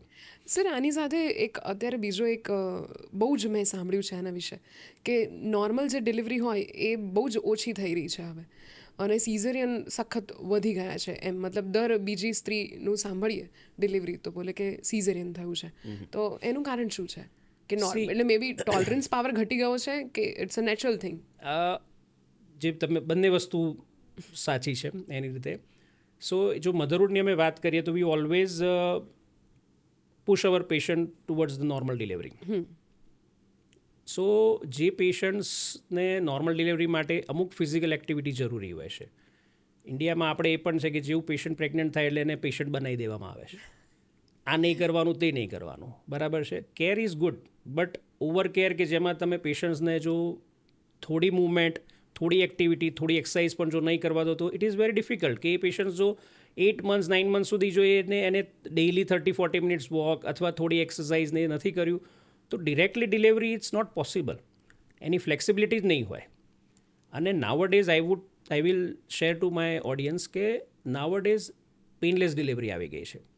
સો એવા કેસીસમાં જ્યારે પેશન્ટને પેઇન શરૂ થતું હોય, બધાને મગજમાં એવું નાખી દેવામાં આવ્યું છે કે ડિલિવરીનું પેઇન બહુ જ અસહ્ય હોય છે કે એ સહન નથી થતું. તો જ્યારે પેશન્ટને એકચ્યુઅલ પેઇન શરૂ થતું હોય અને જ્યારે ડિલિવરી રૂમમાં લઈ જતા હોય ત્યારે એવા પેશન્ટને અમે એપિડ્યુરલ એનેસ્થેશિયા આપતા હોઈએ અને એ પેઇન 80-90% રિડ્યુસ થતું હોય. ખાલી 10% પેઇન એટલે રાખવામાં આવતું હોય કે પેશન્ટ ડિલિવરી દરમિયાન પુશ કરી શકે, જોર કરી શકે. સો પેઇનલેસ ડિલિવરી દ્વારા તમારી ડિલિવરી નોર્મલ થાય અને સાથે ડિલિવરી તમારે સિઝેરિયનની જરૂર પડે નહીં. So do not afraid of normal delivery pain. There is always option. So પણ અલ્ટિમેટલી એનું રીઝન આ ટોલરન્સ પાવર અને બીજું શું હોઈ શકે? Tolerance power. બીજું સેકન્ડ થિંગ કે જે ડિલેડ કન્સેપ્શન્સના કારણે જ્યારે પેશન્ટ્સની એજ 35 યર્સ અબાવ હોય એટલે એવા પેશન્ટને મેડિકલ ડિસઓર્ડર થવાના chances it comes under the high risk pregnancy. Basically 35 વર્ષની ઉપરની જો પ્રેગ્નન્સી છે તો એને always a high risk pregnancy consider કરવામાં આવે. એવા પેશન્ટ્સને પ્રેગ્નન્સી દરમિયાન જેસ્ટેશનલ ડાયાબિટીસ એટલે કે ડાયાબિટીસ આવવાની સંભાવના, પ્રેગ્નન્સી ઇન્ડ્યુસ હાઇપરટેન્શન એટલે કે બીપી આવવાની સંભાવના, એ બધી સંભાવના વધી જતી હોય. એટલે એવા પેશન્ટ્સમાં જ્યારે ડ્યુરિંગ પ્રેગ્નન્સી આ બધા ડિસીઝ એન્ટર થવા બોડીમાં એનું કારણ શું? પ્રેગ્નન્સી, ઓકે, એટલે જેને gestational diabetes. That low immune? No, not low immune, but એ તમારી બોડી જ્યારે લેટ પ્રેગ્નન્સી કેરી કરે એટલે એ બધા ડિસીઝ આવવાની પ્રોબેબિલિટી રહે. બીજું કે તમારે જેનેટિક ફેમિલી હિસ્ટ્રીમાં પેરેન્ટ્સને ડાયાબિટીસ છે તો જેસ્ટેશનલ ડાયાબિટીસ થવાની સંભાવના વધી જાય. પ્રેગ્નન્સી ઇન્ડ્યુસ હાઇપરટેન્શનના કોઈ એવા પર્ટિક્યુલર રીઝન્સ નથી કે કેમ બીપી આવતું હોય છે, બરાબર છે. બટ યસ, સર્ટન સોનોગ્રાફીઝ દ્વારા થર્ડ મંથની સોનોગ્રાફીમાં અમે એવા પેશન્ટને પ્રિડિક્ટ કરી શકતા હોઈએ છીએ કે આ પેશન્ટ્સને ફ્યુચરમાં 6 months onwards pregnancy induce hypertension આવી શકે with simple certain test. So એવા પેશન્ટને પછી અમે ઇકોસ્પ્રિન નામની ટેબ્લેટ આપતા હોઈએ જેથી કરીને એ પેશન્ટ્સને બ્લડ પ્રેશર આવવાની સંભાવના પણ ઘટી જાય અને બ્લડ પ્રેશર આવે તો બેબીનું જે વેઇટ ઓછું થઈ જવું, એનો ગ્રોથ ન થવો, એ બધી પ્રોબેબિલિટી પણ ઘટી જતી હોય છે. સો બેઝિકલી લેટ કન્સેપ્શનના કારણે એવા પેશન્ટ્સને કોમોર્બિડ કન્ડિશનો વધે કે જેથી કરીને બીપી, ડાયાબિટીસ આ બધું આવે ને એના કારણે પેશન્ટોને અલ્ટિમેટલી સિઝેરિયન કરવાની જરૂર વધારે પડતી હોય. ટ્વિન પ્રેગ્નન્સી હોય તો પણ પેશન્ટ્સને ડિલિવરી નોર્મલ થવી ડિફિકલ્ટ હોય. સો આઈવીએફ પ્રેગ્નન્સીઝમાં જનરલી એવા પેશન્ટ્સમાં જેને ટ્વિન્સ રહેતું હોય તો એવા પેશન્ટને નોર્મલ નથી થતું હોતું. ટ્વિન પ્રેગ્નન્સી માટે આપણે ઓફ ધ કેમેરા હમણાં થોડી વાર પહેલાં આપણે વાત થઈ હતી તો મેં તમને એવો સવાલ પૂછ્યો કે આજકાલ ટ્વિન્સના ન્યૂઝ બહુ મળી રહ્યા છે કે ટ્વિન્સ કેમ આવી રહ્યા છે, તો તમે મને એવું કીધું કે એ નેચરલ ઘટના નથી એમ. તો એને થોડી એક્સપ્લેન કરશો કે શું છે? સો એ ટ્વિન્સ પહેલાં પણ નેચરલી આવતા જ હશે ને? જો કેવું છે કે જો નેચરલી પ્રેગ્નન્સી આપણે જો વાત કરીએ તો એ લેસ દેન 1%, 0.2 to 0.5% પેશન્ટમાં ટ્વિન રહેવાની સંભાવના હોય. જ્યારે પર્ટિક્યુલરલી એવરી મંથે ફિમેલને એક જ એક રિલીઝ થતું હોય then it is never a chance of twins unless and until it is a કે એ એમ્બ્રિયોસ ફોર્મ થઈને એમાંથી ટ્વિનિંગ થયું, જે તો રેર ઓફ ધ રેરેસ્ટ ઘટના છે, બરાબર છે કે નહીં. જ્યારે પર્ટિક્યુલર ફિમેલને એના મેન્સ્ટ્રુએશન સાયકલમાં એક સાથે 2 એગ રિલીઝ થાય ત્યારે ટ્વિન્સ રહેતું હોય જે નેચરલમાં પોસિબલ નથી, બહુ જ રેર પોસિબલ છે. સો that's Y twins is very uncommon, બહુ ઓલમોસ્ટ અશક્ય જેવું છે. નોર્મલ પેશન્ટ્સમાં એવું થવું પોસિબલ છે એવું નથી કે નથી, પણ બહુ રેર. જ્યારે આપણે ફર્ટિલિટી મેડિસિન્સ આપીએ કે જે પેશન્ટ્સને એગ ફોર્મેશનની દવાઓ આપીએ, આઈયુઆઈ કરીએ, આઈવીએફ કરીએ, એવા પેશન્ટને ધીમે ધીમે ટ્વિન્સ રહેવાની શક્યતા વધી જતી હોય. નોર્મલ મેડિસિન પેશન્ટ્સને 2 to 4% હોય, આઈયુઆઈ કરીએ તો 5 to 10% હોય, અને આઈવીએફ કરીએ અને 20-30% પેશન્ટ્સને ટ્વિન્સ રહેતા હોય કારણ કે એમને મલ્ટિપલ એગ્સ ફોર્મ થતા હોય વિથ ધ મેડિસિન. કે એમને પ્રેગ્નન્સી રહેતી નથી એટલે વી have two Bing a fertility consultant અમારે એગ બનાવવાની મેડિસિન્સ તો આપવી જ પડે અને દરેકની બોડી અલગ અલગ રિએક્ટ કરે. કોકને એક એગની જગ્યાએ 2 એગ બને, 3 એગ બને, બરાબર છે. અને આઈવીએફમાં તો વી વોન્ટ કે એગ્સ વધારે જ બને તો વી વિલ હેવ અ મોર એમ્બ્રિયોઝ અને આપણને એ એમ્બ્રિયોઝમાંથી સિલેક્શન મળે અને ચાન્સીસ પ્રેગ્નન્સીના વધે. અને વી ઓલવેઝ ટ્રાન્સફર 2 એમ્બ્રિયોઝ એટલે આઈવીએફમાં ટ્વિન્સ રહેવાની સંભાવના વધી જતી હોય. સર, આપણને અત્યારે જેટલા પણ લોકો જોઈ રહ્યા છે એમને તમે આઈવીએફ રિલેટેડ જે મિથ છે, ઘણા લોકોને એવું લાગે છે આઈવીએફ એટલે એ એમનું પોતાનું બેબી નહીં હોય, આવું ઘણા બધા લોકોને જે લોકોને નોલેજ નથી એમને છે, તો એ થોડા કરેક્શન્સ આપશો અને વધારે આપણે અવેર કરીએ કે એક્ઝેક્ટલી આઈવીએફમાં આવું કશું હોતું નથી. C, IVF technology is a so wonderful technology કે એ ટેકનોલોજી દ્વારા 0થી મેં તમને કીધું એ રીતે 60-70% પેશન્ટને અમે સક્સેસ આપી શકીએ છીએ. એ પેશન્ટ્સ જેને પોતાના અંદર ઓન એગ્સ અને ઓન સ્પમ્સ ફર્ટિલાઇઝ એટલે કે એ જ્યારે પ્રેગ્નન્સી નથી આપી શકતા એટલે એ જ પ્રોસેસ વાઇફના એગ્સ અને વાઇફના હસબન્ડના સ્પમ સાથે અમે ફર્ટિલાઇઝેશન કરીને આઉટસાઇડ બોડી બનાવીને એમને પ્રેગ્નન્સી આપીએ છીએ. સી, ઇટ ઇઝ નેવર અધર કોઈ બીજાનું બાળક. એ પેશન્ટના પોતાના જ એગ્સ અને હસબન્ડના પોતાના જ સ્પમ્સથી જ બનનારું બાળક, પણ એ અંદર નથી શક્ય એટલે આપણે એને લેબમાં ફોર્મ કરીને પછી વાતાવરણ આપીએ છીએ અને એને ડાયરેક્ટ મૂકીએ છીએ અને પ્રેગ્નન્સી રહે છે. C, there are certain condition, yes, કે જ્યારે પેશન્ટ્સની એજ 40 અબાઉ છે, એને મેનોપોઝ થઈ ગયો છે, એ પીરિયડ્સ બંધ થઈ ગયા છે, એક બનતા જ નથી, તો એવા કેસીસમાં yes we required egg donation. અથવા સેમ જો આપણે વાત કરીએ હસબન્ડમાં, મેલ ફેક્ટરમાં, કે જ્યારે એમના સ્પમ્સ કાઉન્ટ 0 છે અને આફ્ટર સર્ટન પ્રોસિજર પણ આપણને સ્પમ્સ નથી મળતા, તો એમાં સ્પમ ડોનેશનની જરૂર પડે. પણ that is with the inform consent. એ પેશન્ટને કહેવામાં આવે કે તમારે એગ્સ નથી એટલે આપણે એક ડોનેશનમાં જઈ રહ્યા છીએ, તમારે સ્પમ્સ નથી એટલે સ્પમ ડોનેશનમાં જઈ રહ્યા છીએ. બાકી વિધાઉટ ઇન્ફોર્મિંગ પેશન્ટને કોઈ જાણ વગર એમને જેનેટિક મટીરિયલ બદલી દેવું, કોઈ બીજાના બીજ લઈ લેવા, કોઈ બીજાના સ્પમ્સ લઈ લેવા, it is not possible at all. Correct. તમે સર આજે સ્પર્મ વિશે જે વાત કરી કે ઇફ મેલના સ્પર્મ કાઉન્ટ ઓછા હોય તો કોઈ ટ્રીટમેન્ટથી તમે કરી શકો, તો એ ટ્રીટમેન્ટ પણ એક્સપ્લેન કરો. કારણ કે જે મેં તમને કીધું કે people always think about female કે એમાં પ્રોબ્લેમ હશે, બટ મેલમાં પણ આ વસ્તુ હોઈ શકે. તો એની ટ્રીટમેન્ટ શું છે અને બધા મેલ્સ આ કરાવવા માટે રેડી થતા હોય છે? સી, હવે જ્યારે 10 વર્ષ પહેલાંની જો પ્રેક્ટિસની વાત કરું તો it was very difficult to convince the male partner. એમને એક્સેપ્ટન્સ હતું નહીં અને they were not ready to even do their sperm test. So એવા સમયમાં પ્રેગ્નન્સી માટેની ટ્રીટમેન્ટ કરવી it was very difficult. Nowadays હવે બહેનોએ ભાઈઓને બરોબર વ્યવસ્થિત ટ્રેનિંગ આપેલી છે.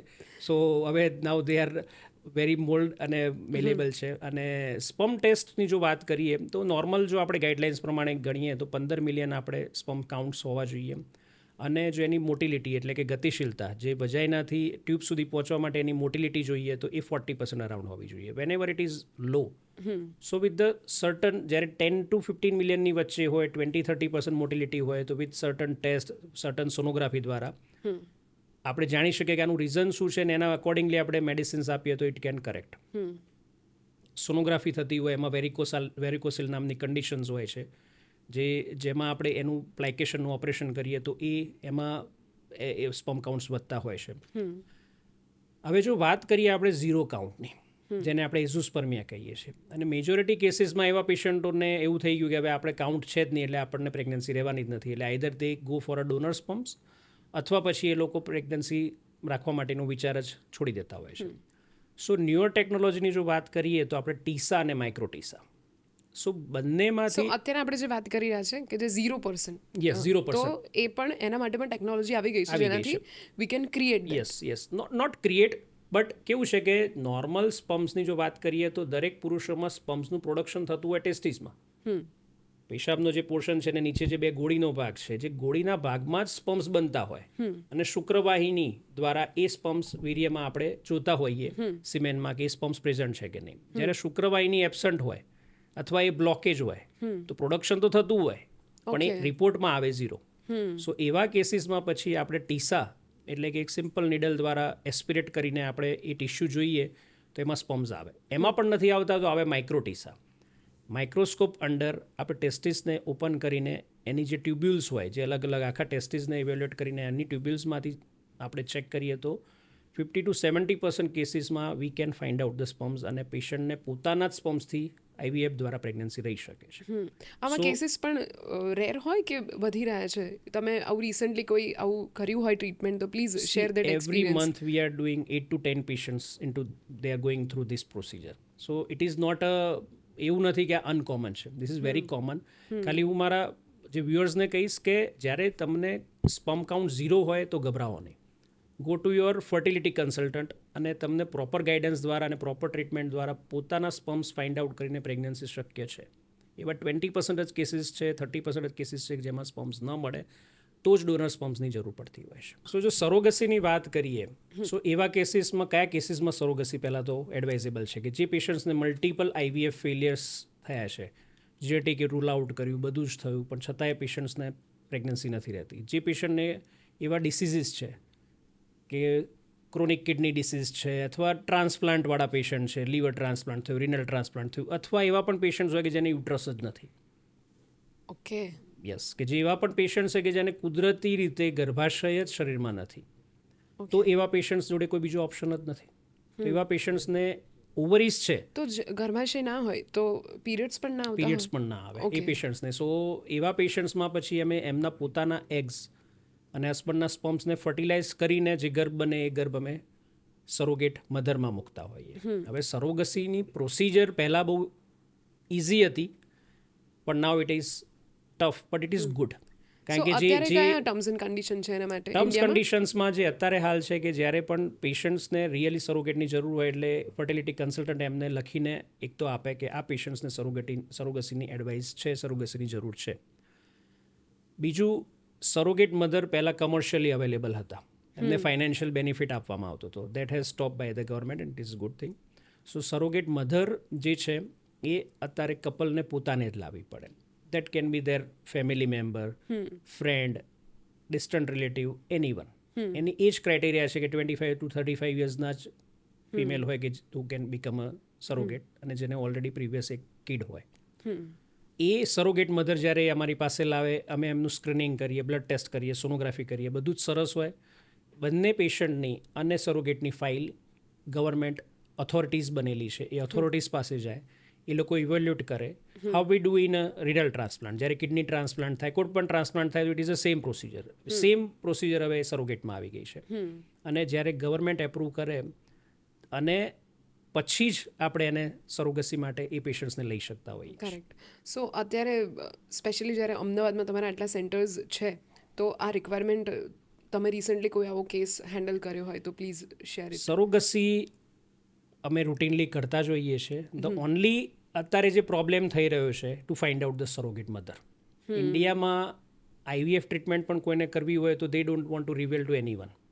એમને એવું છે કે જો અમે કોઈને કહીશું કે મારું આઈવીએફ દ્વારા બાળક છે તો લોકો બહુ બધી વાતો કરશે. સરોગેટમાં તો આજે પોતાનું બાળક કોઈ બીજા બેનના ગર્ભાશયમાં મૂકીને 9 મહિના પછી એ બાળક મળવાનું છે. So to find out the surrogate mother is very challenging in India nowadays. Commercial surrogate હતું એટલે એના ફાયદા પણ હતા કે it was easy to get a surrogate, but એને એટ ધ સેમ ટાઈમ બહુ બધા એના ડિસએડવાન્ટેજ પણ હતા. એના જે કહેવાય કે અનનેસેસરી જે બહુ બધી એવી વસ્તુઓ થતી હતી વિચ વોઝ નોટ રાઇટ. અને ગવર્મેન્ટના ધ્યાનમાં આવી અને એમને જે ડિસિઝન લીધા it is right, really right. But જે અત્યારે હાલ થોડી જે ગવર્મેન્ટ્સની જે policies towards the surrogate mother છે થોડી લિબરલ કરવા જેવી અમને લાગે છે as a being a fertility consultant. કારણ કે they are suffering from tremendous trauma, mental trauma basically. બરાબર છે. એમને ખબર છે કે એમના પાસે એવો કોઈ જ બીજો ઉપાય નથી સરોગેટ મધર વગર. અને એવા પેશન્ટ્સને જો પ્રોસેસ હવે પહેલાં ઇટ વોઝ વેરી ડિફિકલ્ટ, હવે ડે બાય ડે ધીમે ધીમે સરસ થઈ રહી છે અને એ પ્રોસેસ વધારે સરળ થાય તો ઇટ ઇઝ ગુડ. સર, જ્યારે હું તમારી જોડેથી આટલી બધી વાતો ફિમેલ બોડીની સાંભળી રહી છું, એક ફિમેલ બોડીને ટ્રેક કરી રહ્યા છો અલ્ટિમેટલી કે એક કન્સીવ થાય ને એક બેબી એમને આવે, તો આ ઇટસેલ્ફ બહુ જ મને મેજિકલ વસ્તુ લાગે છે એમ. અને એ મેજિકને તમે રોજ ફીલ કરી શકતા હશો. તો કોઈ આવા હેપી ઇન્સિડન્સીસ પ્લીઝ શેર કરો કે જેમાં મતલબ કોઈ ફેમિલી આવ્યું હશે બહુ જ હોપ સાથે કે બહુ બધી જગ્યાએ ગયા, ટ્રાય કર્યો બટ એમને રિઝલ્ટ નથી મળ્યું, અને આવું કોઈ કેસ તમે હેન્ડલ કર્યો હોય તો પ્લીઝ એવો કોઈ અનુભવ તમારો શેર કરો. ડેફિનેટલી. એટલે જો આ જ્યારે કોઈ મને ઇન્ટરેસ્ટિંગ કેસ કહે ને એટલે આ જ કેસ મને ઓલવેઝ મારા બેક ઓફ ધ માઇન્ડ આવે. આ પેશન્ટ રાજસ્થાનથી એકદમ અંતરિયાળ ગામમાંથી આવ્યું હતું, ખેરવાડા નામના. અને એ પેશન્ટ મારી પાસે આવ્યું અને ફોર અ સરોગસી, અને એટ દેટ ટાઈમ તો surrogacy was very easy to do. So મેં એમને કીધું કે સરોગસી કેમ કરવું છે. એટલે એમને કીધું કે અમારે માસિક આવતા જ નથી. એટલે જનરલી ગાયનેકોલોજીસ્ટ વિચારે માસિક ના આવતા હોય એટલે ગર્ભાશય નહીં હોય. સો એના અમે હોર્મોનલ ઇવેલ્યુએશન કરાવ્યા, એમની સોનોગ્રાફી કરી, એમનું થરો ચેકઅપ કર્યું તો ખબર પડ્યું કે એમને ગર્ભાશય તો હતું પણ એ નાના જે આપણે જે તુવેરના દાણા જેટલું નાનું એકદમ ગર્ભાશય હતું એનું. અને એના હોર્મોનલ રિપોર્ટ્સ અમે કરાવ્યા તો એ હોર્મોન્સના જે રિપોર્ટ્સ જે પીરિયડ્સ માટેના જોઈએ એ ડ્રાસ્ટિકલી લો હતા. ઇવેલ્યુએશન કર્યા પછી એ પેશન્ટ્સને અમે અમુક હોર્મોનલ ઇન્જેક્શન્સ આપ્યા તો શી સ્ટાર્ટેડ મેન્સ્ટ્રુએટિંગ. અને આફ્ટર 2 to 3 months પછી એનું યુટ્રસ નોર્મલ સાઇઝનું થયું. અને પછી ધીરે ધીરે એની ઓવરી એક્ટિવ થઈ અને એ પેશન્ટ્સને એના પોતાના એગ્સ દ્વારા અમે પોતાનું બાળક આપ્યું. સો જે પેશન્ટ્સ અમારી થ્રુ આઈવીએફ ડેફિનેટલી, બટ જે પેશન્ટ્સ અમારી પાસે આવ્યું હતું સરોગસી માટે અને એ પેશન્ટ્સને પ્રોપર ઇવેલ્યુએશન પછી પીરિયડ્સ શરૂ થયા અને એને પોતાના જ જીનેટિક પોતાના જ એગ્સથી પ્રેગ્નન્સી આપી શક્યા, એ હજી પણ અમને એ લાગે છે કે that is one of the success. અને એવા બહુ બધા કેસીસ છે જે મેં કીધું એ પ્રમાણે કે જે પેશન્ટ્સ આવતા હોય ડોનર સ્પમ્સ માટે અને અમે એમને કહીએ કે તમે તમારે ટેસ્ટિક્યુલર બાયોપ્સી કરાવી છે, તમારા ગોળીના ભાગમાંથી તમે જોયું છે કે તમને સ્પમ્સ પ્રોડક્શન થાય છે કે નથી થતા. એવા તો એવરી અધર મંથ એવા કેસીસ હશે હજી પણ કે જે એ લોકોને એવું ગાઈડન્સ નથી મળતું પ્રોપર અથવા એમને ખ્યાલ જ નથી હોતો કે આવું પણ થઈ શકે અને they just come for the donor sperms અને અમે જ્યારે એમની પ્રોસિજર કરીએ એટલે we find out the sperms અને એમને પોતાના સ્પમ્સથી બાળક આપી શકીએ અને it is a joy always કે પેશન્ટને જ્યારે પોતાના ઓન જેનેટિક મટીરિયલથી પોતાના ઓન સ્પમ્સથી પોતાના ઓન એગ્સથી જ્યારે બાળક મળે નથિંગ લાઈક દેટ. શું રિએક્શન શું હોય આ ફેમિલીના જ્યારે એમનું બેબી બોર્ન થાય આટલી, કારણ કે આ તમે જે પેશન્ટની વાત કરી તો એ આવ્યા ત્યારે તો સરોગસી માટે આવ્યા હતા અને પછી જ્યારે આ પ્રોસેસ આઈ થિંક 1 year જેવું ચાલ્યું હશે આ બધું તમે પાસ આઉટ કરો તો એ 1 year 1.5 year પછી જ્યારે એમના હાથમાં એમનું બેબી છે તો ત્યારે એ લોકોના રિએક્શન તમને જોઈને શું હોય કે શું કરે એમ કે કઈ સ્માઇલ આવે કે તમને હગ કરશે કે શું કરશે? સી એ લોકો ખરેખર કહું તો અમને ભગવાનની જેમ ટ્રીટ કરતા હોય છે અને મારી વાત કરું ને તો મને ઓલવેઝ આઈ ફીલ વેરી, જ્યારે પણ કોઈ પેશન્ટ મારે હાથ જોડે પગે પડે કે ડૉક્ટર સાહેબ તમે અમને ભગવાન તરીકે તમે આવ્યા, તમને અમને બાળક આપ્યું, અમારું ફેમિલી પૂરું કર્યું, સો આઈ ઓલવેઝ ટેલ ધેમ કે સી આ ટેકનોલોજી છે, અમારી ટીમ પૂરેપૂરી આમાં મહેનત કરે છે, બરાબર છે, અને અમે 70-80% સક્સેસ થઈ શકીએ છીએ. જો અમે ખરેખર ભગવાન થઈ ગયા હોત તો અમે 100% સક્સેસ થઈ શકત. સો થ્રુ ટેકનોલોજી ડેફિનેટલી, અને એમને એ જોય મળે છે through technology, through team work અને પ્રોપર ઇવેલ્યુએશન, પ્રોપર જે ડિસીઝ અને ફર્ટિલિટીને સમજીને જ્યારે અમે ટ્રીટમેન્ટ કરીએ છીએ ત્યારે we get a success. So it is not કે અમે એ કરી નાખ્યું છે, it's a technology, it's a team work. એવું સર તમારું વિચારવું છે, પણ કદાચ એઝ અ પેશન્ટ કે એઝ અ નોર્મલ પર્સન હું વિચારું તો ડૉક્ટર્સ તો છે ને બહુ બધા હોય છે એમ કે જે તમારી જેમ તમે જે ફિલ્ડમાં છે રીતે કામ કરતા હશો, but it always about how doctor talk with them, કેવી રીતે એમનું વાત કરવાનું જે રીત છે એ છે, કેવી રીતે એમને મેન્ટલી થોડા પ્રિપેર કરે છે.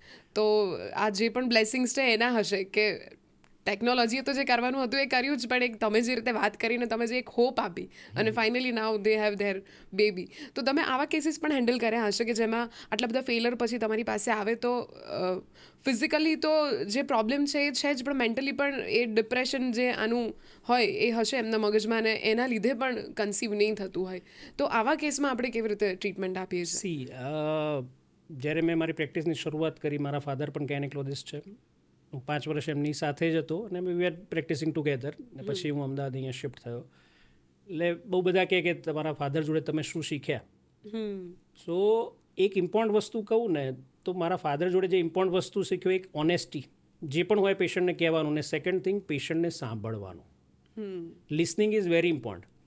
જ્યારે સામે બેઠેલું પેશન્ટ એની લાઈફ તમારી પાસે મૂકે છે અને જો તમે એને પ્રોપર સાંભળતા નથી તો તમે એમની ટ્રીટમેન્ટ પ્રોપર નહીં કરી શકો. કારણ કે એમની હિસ્ટ્રી જે એમને જ્યારે અમે ભણતા હતા MBBSમાં ત્યારે અમારા બહુ બધા ટીચર્સ બધા એમને કીધું કે always history taking is very important.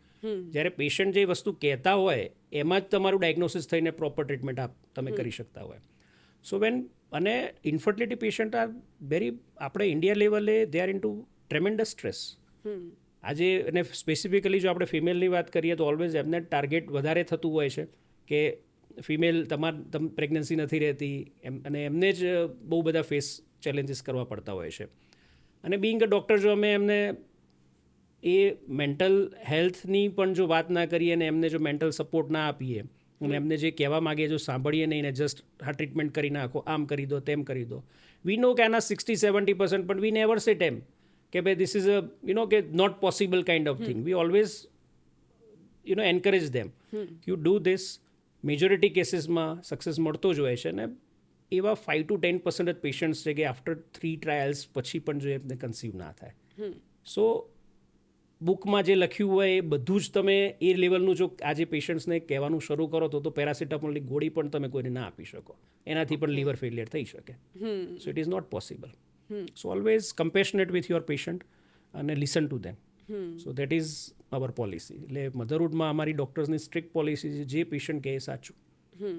સો મધરહુડ અને બાકીના જે હોસ્પિટલ્સ છે, બીજા પણ આવા જે IVF સેન્ટર્સ હશે, તો મધરહુડની ટ્રીટમેન્ટ અને બીજા સેન્ટર્સની ટ્રીટમેન્ટ અથવા તો તેના એટમોસ્ફિયરમાં તમે સ્પેશિયલી તમારા સ્ટાફને કે તમારી ટીમને એવી શું સ્પેશિયલ ટ્રેનિંગ કે ઇન્સ્ટ્રક્શન આપ્યા છે જેનાથી પેશન્ટ તમારે ત્યાં મોર કમ્ફર્ટેબલ ફીલ કરી શકે? બધી જ હોસ્પિટલમાં સરસ જ ટ્રીટમેન્ટ થતી હોય છે. આઈ વુડ નોટ સે કે મારી hospital is better than someone else, બરાબર છે, but here we focus on the more on the patient centric અમારો એપ્રોચ વધારે છે કે એમનું કમ્ફર્ટ એમની એક વસ્તુ જે છે એની કેર લેવી. જે રિસેપ્શન ઉપરથી આવ્યાથી પેશન્ટ જ્યારે ડૉક્ટર જોડે જાય, બહાર જાય એટલે એને મેડિસિનનું એક્સપ્લેનેશન હોય, કમ્યુનિકેશન અમારું ઓવર કમ્યુનિકેશન છે. જ્યારે પેશન્ટ ઘરે જતું રહ્યું ઓપરેશન પછી અથવા ઇન્ફર્ટિલિટી ટ્રીટમેન્ટ લીધા પછી, પણ તો એવું નહીં કે પેશન્ટ પતી ગયું ને 15 દિવસ પછી એનો રિપોર્ટ થશે ને આવશે ત્યારે વાત. ઇન બિટવીન પણ આફ્ટર 2-3 ડેઝ 7 ડેઝ અમારે અહીંયાથી કોલ જતા હોય કે કેવું ચાલી રહ્યું છે, શું ચાલે છે, કોઈ પ્રોબ્લેમ્સ છે. So it is always V feel that કે પેશન્ટને હોમલી કે એવું નથી કે ટ્રીટમેન્ટ પતી ગઈને હવે તો આપણે હવે શું થશે ને 15 દિવસ પછી રિપોર્ટ આવશે, પોઝિટિવ આવશે, નેગેટિવ આવશે, they are into very much stress. એક ફોન જાય ને પેશન્ટ ઓલવેઝ બીકમ લિટલ કામ કે દેર ઇઝ સમવન કે હા મને કોઈ ઘરમાં છે એના સિવાય પણ હોસ્પિટલથી પણ જોઈ રહ્યું છે કે કોઈ મારી ટ્રીટમેન્ટ મારી દવાઓમાં કોઈ એવું તો નથી કે હું મારે રહી ગયું છે કે પ્રોબ્લેમ થઈ રહ્યો છે. સો that is hour approach. Sir એવો કંઈ કેસ હમણાં રિસન્ટલી તમે હેન્ડલ કર્યો કે જે આ ફેલર્સના પ્રેગ્નન્સી ફેલરને લઈને એ મેન્ટલી બહુ જ ડિસ્ટર્બ હોય અને તમે પહેલાં એમને સાયકોલોજીકલી અથવા મેન્ટલી એમને પહેલાં હીલ કર્યા હોય ને પછી આના તરફ આગળ વધ્યા હોય? ઇન્ફર્ટિલિટી પેશન્ટ્સ અને સ્પેસિફિકલી આઈવીએફમાં જનારા પેશન્ટો બહુ સ્ટ્રેસમાં હોય છે મેજોરિટી કેસીસમાં. એટલે વી હેવ અ બેક એન્ડમાં સાયકોલોજીકલ કાઉન્સલર્સ છે.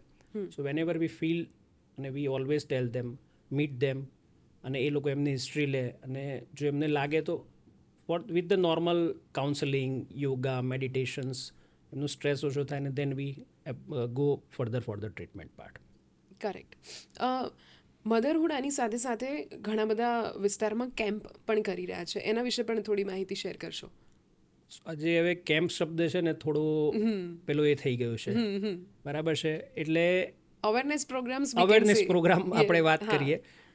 એટલે કેવું છે કે સિન્સ 2012થી અમે હોસ્પિટલની શરૂઆત કરી અને 2013થી ઓલમોસ્ટ એવરી વીકેન્ડમાં એટલે એવરી સન્ડે, એટલે મંથમાં 4 સન્ડે જો આપણે ગણીએ તો ઓલમોસ્ટ 2 કે 3 સન્ડે અમારી ટીમ ગાયનેકોલોજિસ્ટ દ્વારા, એવું નહીં કે નોર્મલ કોઈ મેડિકલ ઓફિસર ગયા, પણ gynaecologist themselves they go to the પેરીફેરીમાંથી જે પણ કોઈ એક હોસ્પિટલ સિલેક્ટ કરીને એ ગાયનેકોલોજિસ્ટના ત્યાં જઈને અમે અવેરનેસ પ્રોગ્રામ્સ કરતા હોઈએ છીએ કે જેમાં પેશન્ટ્સ ઇન્ફર્ટિલિટીના સ્પેસિફિક પેશન્ટ્સ હોય એમને ટાર્ગેટ કરીને એમને અમે નોલેજ આપીએ છીએ કે તમને આ પ્રોબ્લેમ છે અને એ પ્રોબ્લેમ માટે આ ટ્રીટમેન્ટ અવેલેબલ છે. 70-80% ટ્રીટમેન્ટ એમને ત્યાં પેરીફેરીમાં થઈ જતી હોય છે અને જે 20% જેટલી ટ્રીટમેન્ટ છે એના માટે જ હવે એવા પેશન્ટ્સને પછી અમે આ એક સેટેલાઇટ સેન્ટર જેવું બની જતું હોય કે મેજોરિટી એમની જે વિઝિટ્સ એ જ સેન્ટરમાં થતી હોય, ખાલી 1 or 2 વિઝિટ્સ જ એમને અમદાવાદ અમારા સેન્ટરમાં આવવાનું થાય,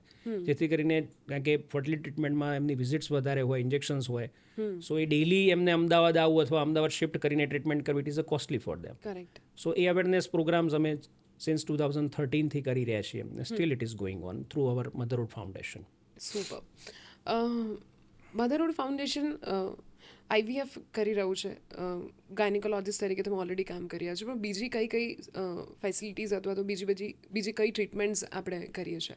જો મધરહુડ હોસ્પિટલની અમે વાત કરીએ, બરાબર છે, મધરહુડ હોસ્પિટલમાં women's and child care hospital છે એકચ્યુઅલી, બરાબર છે. તો અમારી બેકએન્ડમાં જ્યારે હું ઈડરથી અહીંયા શિફ્ટ થયો તો માય મોટો વોઝ કે ડિલિવરી થયા પછી એ બાળકને કોઈ પ્રોબ્લેમ એવો ના થવો જોઈએ કે એને આઉટસાઇડ ક્યાં શિફ્ટ કર્યું. So we have a that backup of neonatological care also કે જેમાં અમે 600-700 ગ્રામ્સના પણ બેબીઝ બચાવીએ છીએ અને એમની આખી સ્પેશિયલાઇઝ અમારી ટીમ છે કે who are working 24/7 for the low birth weight babies and all.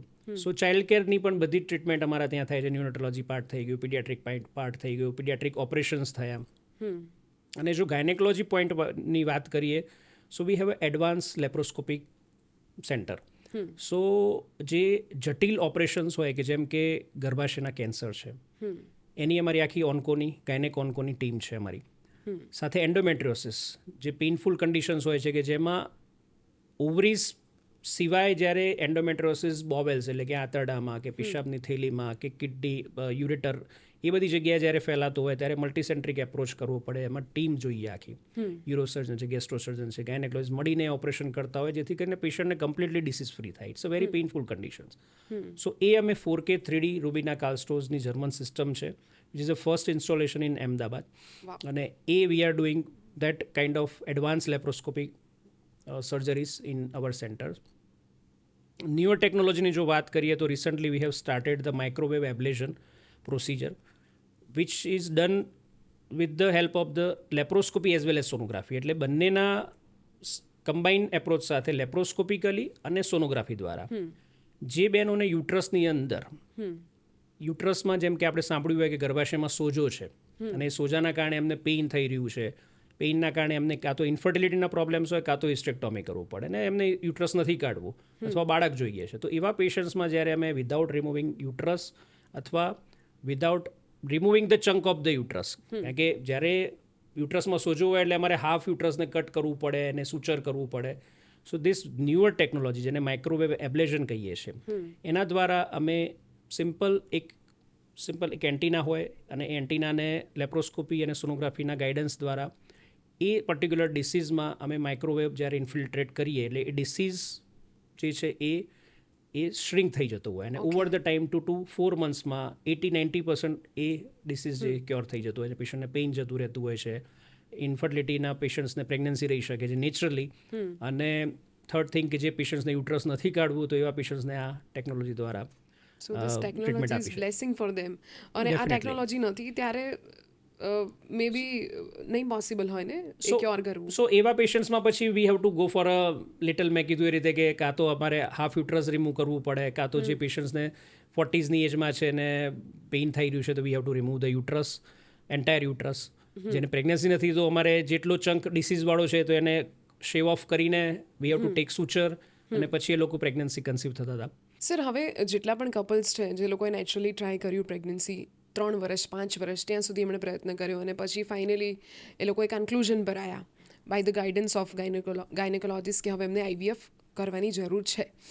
તો આઈવીએફ કરાવતા આવે એની પહેલાં એમને કયા માઇન્ડસેટમાં આવવાનું હોય છે? કારણ કે ઘણા લોકોને એવું લાગે છે કે આઈવીએફથી બેબી થઈ જ જશે અથવા તો આ કોઈ મે બી ટેકનોલોજીથી થતી વસ્તુ છે, આ કોઈ મેજિક નથી કે કરીશું તો થઈ જ જશે. તો કયા માઇન્ડસેટથી એમને આવવાની જરૂર હોય છે અથવા એની પ્રોસેસ જે છે કે આવતા પહેલાં એમને થોડું ઇમેજિન કરી શકે કે આવી પ્રોસેસ હશે? કોઈ પણ પેશન્ટ્સને જ્યારે આઈવીએફ ટ્રીટમેન્ટમાં જતું હોય એટલે દે have to give 3 to 6 months. કારણ કે આઈવીએફમાં 60-70% એવા પેશન્ટ્સ છે કે જેમને ફર્સ્ટ ટ્રાયલમાં પ્રેગ્નન્સી રહી જવાની છે, બટ 30-40% એવા પેશન્ટ્સ છે કે જેમને મે બી સેકન્ડ ઓર થર્ડ ટ્રાયલ લાગી શકે. જનરલી 90% કેસીસમાં નાઉઅડેઝ આપણે with the good technology, good protocols, good injections અને ગુડ લેબ કન્ડિશન જે આઈવીએફ પ્રોસેસ થતી હોય છે એના સાથે 90% પેશન્ટ્સ જનરલી 3 ટ્રાયલ્સમાં કન્સીવ થઈ જતા હોય છે. એવા 10% જ પેશન્ટ્સ છે કે જેને 3 ટ્રાયલ પછી પણ પ્રેગ્નન્સી ન રહે તો then we have to advise something else. So always એવા પેશન્ટ્સને માઇન્ડસેટ સાથે આવવાનું છે કે 3 થી 6 મહિના ટ્રીટમેન્ટ ચાલશે.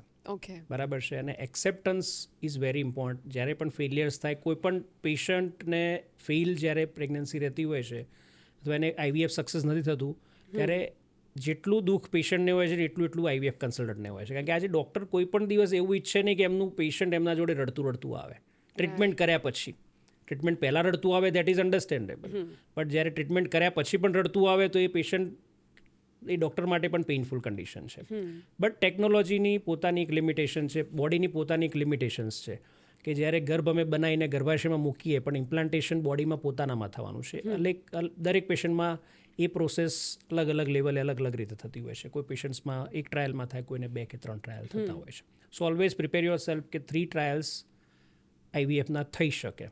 ડૉક્ટર્સ નથી ઈચ્છતા પણ તમારી બોડીના પ્રમાણે, તમારા કેસ પ્રમાણે, તમારા એમ્બ્રિયોઝની ક્વોલિટી, ગર્ભાશયની અંદરની કન્ડિશન બધા પ્રમાણે આ શક્ય સો છે. આઈવીએફને લઈને એવા કોઈ મેડિકલી ટર્મ્સ છે કે મેક્સિમમ આટલા ટ્રાય કરી શકો? See maximum people are doing 10-12 trials, but according to Motherhood policy if we say we never go beyond 6 trials. Okay. અને 3 ટ્રાયલ્સ પછી we change lot of things. બરાબર છે કે એવા પેશન્ટ્સમાં પછી અમે જીનેટિક ઇવેલ્યુએશન કરીએ, એન્ડોમેટ્રિયમની સ્ટડી કરીએ, maybe we have to go for a hard step કે we have to change the eggs also. If એવા પેશન્ટ્સમાં જેનેટિકલી એબનોર્મલ જ એમ્બ્રિયોઝ ફોર્મ થતા હોય તો પછી અમારી પાસે ઓપ્શન્સ નથી હોતા, તો એવા પેશન્ટમાં પછી અમારે એગ ડોનેશનમાં જવું પડતું હોય છે. અને આફ્ટર જો 6 સાયકલ્સમાં પણ પેશન્ટ જો કન્સીવ ન થાય then patient has only one option, that is a surrogacy. Correct. At the same way આઈવીએફની જેમ પ્રોસેસ છે એમ તમે જેમ વાત કીધું કે કરિયર રિલેટેડ જેટલા પણ લોકો એમ્બિશિયસ છે અને જે લોકોને લગ્ન થોડા સમય પછી કરવા છે કે આફ્ટર 30 કરવા છે, તો સૌથી પહેલાં તો લગ્ન કરવાનો એક્ઝેક્ટ વેડિંગ ટાઈમ શું છે કે આ સમય સુધીમાં લગ્ન કરી લેવા જોઈએ if you R conscious about pregnancy, તો એ શું હોઈ શકે? આ કોન્ટ્રોવર્શિયલ ક્વેશ્ચન છે, બરાબર છે, બટ કેવું છે કે ઇટ્સ અ ઇન્ડિવિજ્યુઅલ ચોઇસ. એ મારે બિંગ અ ડૉક્ટર એવું કહેવું બહુ ટફ છે કે તમે આ સમયમાં લગ્ન કરી લો, આ મેડિકલી સમયમાં બોડી ક્લોક પ્રમાણે શું હોય બાળક લાવી દો. બટ યસ, જે 30sની એજ ઇઝ આઈડિયલ કે જ્યારે તમે મેરેજ અને પ્રેગ્નન્સી બંને માટે યુ શુડ થિંક ઓફ. અને if you are not thinking on that age, તો પછી તમારે એવા કેસીસમાં પર્ટિક્યુલરલી ફિમેલને એગ ફ્રીઝિંગ વિચારવું જોઈએ. અથવા તમે ઓલરેડી મેરેજ તમારા થઈ ગયા છે અને you are thinking of gating pregnancy after couple of years, 3 to 5 years કે 33-35 યર્સની એજમાં, તો એવા પેશન્ટ્સમાં they can opt for embryo freezing as well.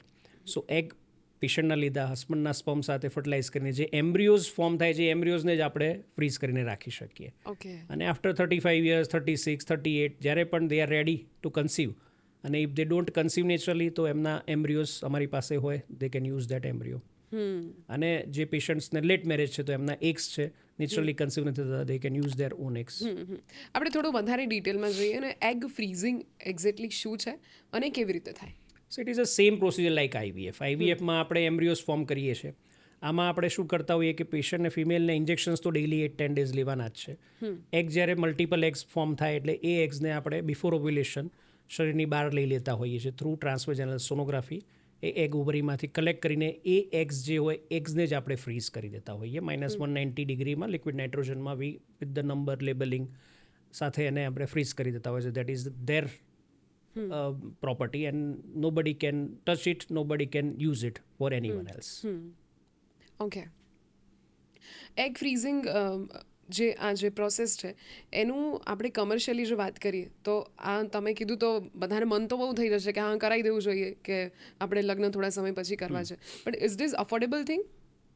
C, આઈવીએફમાં કોસ્ટ ફેક્ટર એટલે ઇન્વોલ્વ થતું હોય છે કારણ કે જ્યારે આપણે નેચરલી એક જ એગ બનતું હોય બોડીમાં અને આપણે મલ્ટિપલ એગ્સ બનાવી રહ્યા છે એટલે વી have to give certain injections. A hormonal injections are very costly. Daily injections cost you around 5,000 to 7,000. Depends on which brand, which type of injection, which protocol you are using for those particular patient in IVF. સો એના કારણે IVF procedure અથવા એક ફ્રીઝિંગની procedure લોકોને costly લાગતી હોય છે. પણ જો એની સામે તમે જો વાત કરો કે જો એ જ પેશન્ટને પ્રેગ્નન્સી રહેવામાં જ્યારે ઇશ્યુઝ થાય અને જ્યારે એ પેશન્ટને પોતાના ઓન એગ્સથી જો પ્રેગ્નન્સી પોસિબલ ના થાય અને એને ડોનર એગ્સમાં જવું પડે, વિચ ઇઝ મોર પેઇનફુલ અને મોર કોસ્ટલીયર. કારણ કે એક ડોનેશન પ્રોસિજરમાં આપણે બીજા ફિમેલના એગ્સ લઈ રહ્યા છીએ, બરાબર છે. To find out the other female is also difficult, challenging, અને એ પ્રોસિજર વધારે કોસ્ટલી થતી હોય. રફલી જો આપણે કોસ્ટની વાત કરીએ તો એગ ફ્રીઝિંગની કોસ્ટ રફલી અરાઉન્ડ 1 to 1.5 lakhsની અરાઉન્ડ થતી હોય છે. અને યરલી જે એનો ચાર્જિસ થતો હોય છે દેટ ઇઝ અરાઉન્ડ 20,000 to 25,000 જે એગ ફ્રીઝિંગના ચાર્જિસ એવરી લેબ લેતા હોય. That is a year base. Okay. અને you can store it for lifetime. Lifetime. Yup. Okay. હવે મધરહુડની વાત કરીએ તો મધરહુડ ફાઉન્ડેશન પણ ચાલી રહ્યું છે. તો મધરહુડ ફાઉન્ડેશન છે એ કયા કયા ટ્રીટમેન્ટ્સમાં ઇન્વોલ્વ છે અથવા તો અવેરનેસ પ્રોગ્રામ્સમાં કેવી રીતે ઇન્વોલ્વ છે? Ultimately as a CSR activity આપણે કયા કયા સેગમેન્ટ છે જેમાં ઇન્વોલ્વ છીએ?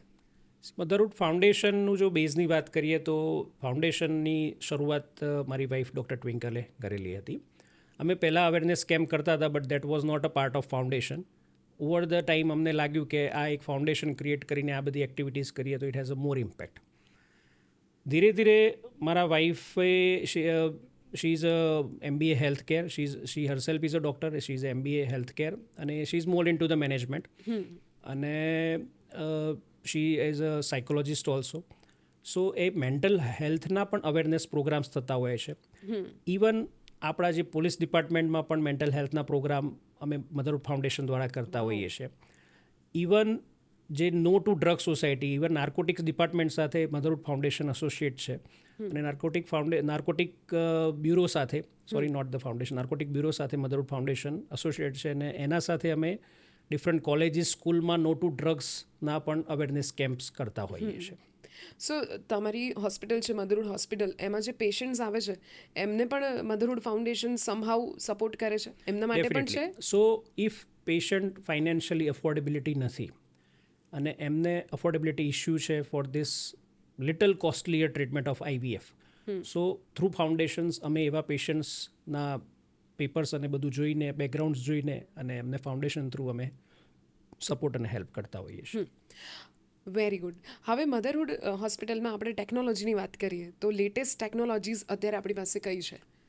સો ટેકનોલોજીની જો સ્ટેપ બાય સ્ટેપ જો વાત કરીએ તો જેમ કે IVF લેબની વાત કરીએ તો IVF લેબમાં અમારી જે લેબ છે દેટ ઇઝ એટ પાર, કે જે તમે જો you can compare with the, જે આપણે કોઈ પણ વસ્તુનું જ્યારે કમ્પેરિઝન આવે એટલે આપણે સીધું US, કેનેડા, યુકેની જ વાત કરતા હોય. તો જો ટેકનોલોજીની વાત કરીએ તો મધરહુડ હોસ્પિટલની લેબમાં અમારે ક્વોલિટી કંટ્રોલ, મશીનરી અને technology that is all there in our unit. એટલે જીનેટિક ટેસ્ટિંગ માટે જે એમ્બ્રિયોઝ માટે લેસર ટેકનોલોજી જોઈએ, જે ગુડ ક્વોલિટી કેર અને સ્ટાન્ડર્ડ જે CO2 ઇન્ક્યુબેટર્સ જોઈએ કે જેની અંદર અમે એમ્બ્રિયોઝને ગ્રો કરતા હોઈએ, જે એમ્બ્રિયોઝ ફોર્મેશન માટેના જે ICSI મશીન્સ હોય કે જેની અંદર IVFની એકચ્યુઅલ પ્રોસેસ થતી હોય, that is all at par. Second thing, જો આપણે લેપ્રોસ્કોપીની વાત કરીએ તો we are the first centre in Ahmedabad અને સેકન્ડ ઇન ગુજરાત, કે જેમાં અમે 4K 3D રૂબીના કાલ્સો સ્ટોર્ડ સિસ્ટમ, જર્મન સિસ્ટમ છે જે અમે ઇન્ટ્રોડ્યુસ કરી, કે જેમાં 3D દ્વારા અમે, જેમ આપણે 3D મૂવી જોતા હોય એ રીતે જ અમે 3D સર્જરી કરતા હોય લેપ્રોસ્કોપિકલી. સો ડેપ્થ પરસેપ્શન સરસ હોય, એમાં બ્લડ લોસ બહુ ઓછું થતું હોય, અને કોમ્પ્લિકેટેડ સર્જરી જેવા કે કેન્સર સર્જરીઝ છે કે એન્ડોમેટ્રોસિસ સર્જરીઝ છે, that can B done very easily. So that is the, જે એ અમે વાત કરીએ તો અમારી એડવાન્સ ટેકનોલોજી થઈ લેપ્રોસ્કોપીની. અને જો કમિંગ મંથ્સની જો અમે વાત કરીએ તો we R launching a first AI based sonography machine, first time in Gujarat, કે જેની અંદર એવા ફીચર્સ છે કે જેમાં પેશન્ટને, સપોઝ આપણે સિમ્પલ ફાઇબ્રોડ્સની વાત કરીએ તો સર્ટન એવા મોડ્સ છે કે જેની અંદર આપણે સોનોગ્રાફી કરીએ તો એક્ઝેક્ટ લોકેશન ફાઇબ્રોડ્સના યુટ્રસની સરાઉન્ડિંગમાં કઈ જગ્યાએ છે, એની વોલની નજીક છે, ટોપ ઓફ ધ યુટ્રસ છે, પાછળ છે, આગળ છે, કઈ રીતે છે, ને એના દ્વારા એ ફાઇબ્રોડનું જ્યારે મેપિંગ જનરલી એ થતું હોય MRI દ્વારા, પણ એ સોનોગ્રાફી દ્વારા જ્યારે AI બેઝ ટેકનોલોજીના મશીન સોનોગ્રાફી દ્વારા કરવામાં આવે તો સર્જિકલી જ્યારે ડૉક્ટર ઓપરેશન કરે તો એમને ખ્યાલ હોય કે એમને કયા લેવલની સર્જરી પેશન્ટમાં કરવાની છે. અને એ ડાયગ્રામેટિકલી પેશન્ટને પણ it is always easy to make them understand કે તમારે આ યુટ્રસ છે ને એની આજુબાજુ ફરતે આ ગાંઠો છે, એનું ઓપરેશન કરવાનું છે અમુક. અને સેમ વે જો આપણે સોનોગ્રાફી, જે અમારે ત્યાં ફિટલ મેડિસિન્સ એક્સપર્ટ્સ જે સોનોગ્રાફી કરતા હોય કે જેમાં બાળકની અંદર જે ખોડખાપણ ને એવું કંઈ છે નહીં, જે 3rd મંથે 5th મંથે we find out certain genetic problems and all. 3D machines તો એવરીવેર છે, પણ આની અંદર બીજા એડવાન્સ એવા ફીચર્સ છે કે એમાં તમે ઈચ એન્ડ એવરી થિંગ્સ, બેબીના બ્રેઇનમાં 15 થી 20 વસ્તુઓ છે તો એમાં એક પણ વસ્તુ મિસ આઉટ ના થાય, એ બધી વસ્તુઓ one by with this technology you can calculate, you can see. So એ મશીન અમે નિયર ફ્યુ મંથ્સમાં જ લોન્ચ કરવા જઈ સર, રહ્યા તમે છીએ. આ ટેકનોલોજીસમાં લેપ્રોસ્કોપીની વાત કરી, તો લેપ્રોસ્કોપી એક્ઝેક્ટલી શું છે અને લેપ્રોસ્કોપીની ફિમેલ જે ડિસીઝ છે એમાં ક્યારે જરૂર પડે? લેપ્રોસ્કોપીની જો બે આપણે કેટેગરી ગણીએ, કે ઇન્ફર્ટિલિટી અને એક પેઇનફુલ કન્ડિશન્સ, જેમાં પેશન્ટને કોઈ પેથોલોજી છે, એટલે કોઈ રોગ છે, જે પેશન્ટ્સને પ્રેગ્નન્સી નથી રહેતી, ટ્રીટમેન્ટ કરી, મેડિસિન્સ આપી, છતાં એમને પ્રેગ્નન્સી નથી રહેતી, તો કારણ જાણવા માટે અમે લેપ્રોસ્કોપી કરતા હોય. એમાં હિસ્ટ્રોસ્કોપી એટલે કે યુટ્રસની ઇનર વોલ, ગર્ભાશયની અંદરની દિવાલમાં ચેક કરતા હોય કે અંદર કોઈ ઇન્ટરનલ એવા કોઈ ઇન્ફેક્શન્સ નથી, કોઈ નાના પોલિપ્સ એટલે કે જે આપણે જેમ સ્કિનમાં વોટ્સ હોય એવું કંઈ નથી, અંદર કોઈ ફાઇબ્રોડ્સ નથી.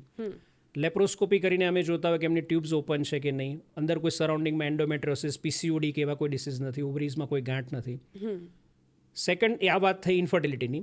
સેકન્ડ વાત આપણે કરીએ પેથોલોજીની, કે જે બહેનોને પેઇનફુલ મેન્સ્ટ્રુએશન છે, હેવી મેન્સ્ટ્રુએશન છે, સોનોગ્રાફીમાં ગર્ભાશયમાં ગાંઠ દેખાય, તો એવા પેશન્ટમાં ઓપન ટેકનિક, જેમ સિઝેરિયનમાં આપણે ઓપન કરીને, એબ્ડોમેન ઓપન કરીને સર્જરી કરતા હોય, એની જગ્યાએ આપણે લેપ્રોસ્કોપી દ્વારા એ સર્જરી કરીને પેશન્ટને fast recovery, less blood loss અને એમને ડિસીઝ ફ્રી કરી શકતા હોઈએ છીએ. સો એમાં ગર્ભાશયની ગાંઠ હોય અથવા પેશન્ટને બહુ હેવી મેન્સ્ટ્રુએશન, 40+ એજ છે, અને કોઈ મેડિકલ મેનેજમેન્ટથી રિકવરી થતી નથી, તો એવા પેશન્ટ્સમાં પછી અમે ગર્ભાશયના ઓપરેશન્સને એ બધું લેપ્રોસ્કોપી દ્વારા કરતા હોઈએ છીએ. સર, તમારી પાસે જે ટેકનોલોજીનું નોલેજ છે, the way you handle your patients, એના માટેનું જે નોલેજ છે, તો I am very much sure કે you are inspiration for other doctors also. So તમે બીજા ડૉક્ટર્સને તમારું નોલેજ શેર કરવા માટે પણ કોઈ પ્લેટફોર્મ બનાવ્યું છે કે જ્યાં તમે ટ્રેનિંગ્સ કન્ડક્ટ કરતા હોવ? So since last 2 years we have started the Madhuru training centers કે જ્યાં across India અને outside India થી પણ doctors are coming to our center. We train them કે what kind of procedure we are doing અને how they should do also. So એવા patients, એવા ડૉક્ટર્સને અમે અવેર કરતા હોઈએ છીએ, અમે એમને ટ્રેન કરીએ છીએ. સો હું મારી પોતાની વાત કરું તો જો લેપ્રોસ્કોપીની હું વાત કરું તો I have started my laparoscopy career in Idar 2007માં, અને પ્રોપર લેપ્રોસ્કોપી કરતાં મેં almost it took 2013-2014 6 to 7 years it took. It was a very long curve. So that time મારી પાસે બહુ બધા ટીચર્સે મને ટ્રેન કરેલો છે. એવું નહીં કહું કે મને કોઈ ટીચરને મેં જાતે ટ્રેનિંગ લીધેલી છે, પણ I went to them different places, different workshop, conferences attend કરી અક્રોસ ઇન્ડિયા, આઉટસાઇડ ઇન્ડિયા, ફ્રાન્સમાં પણ મેં ફેલોશિપ કરીને ત્યાં જઈને હું શીખીને આવ્યો.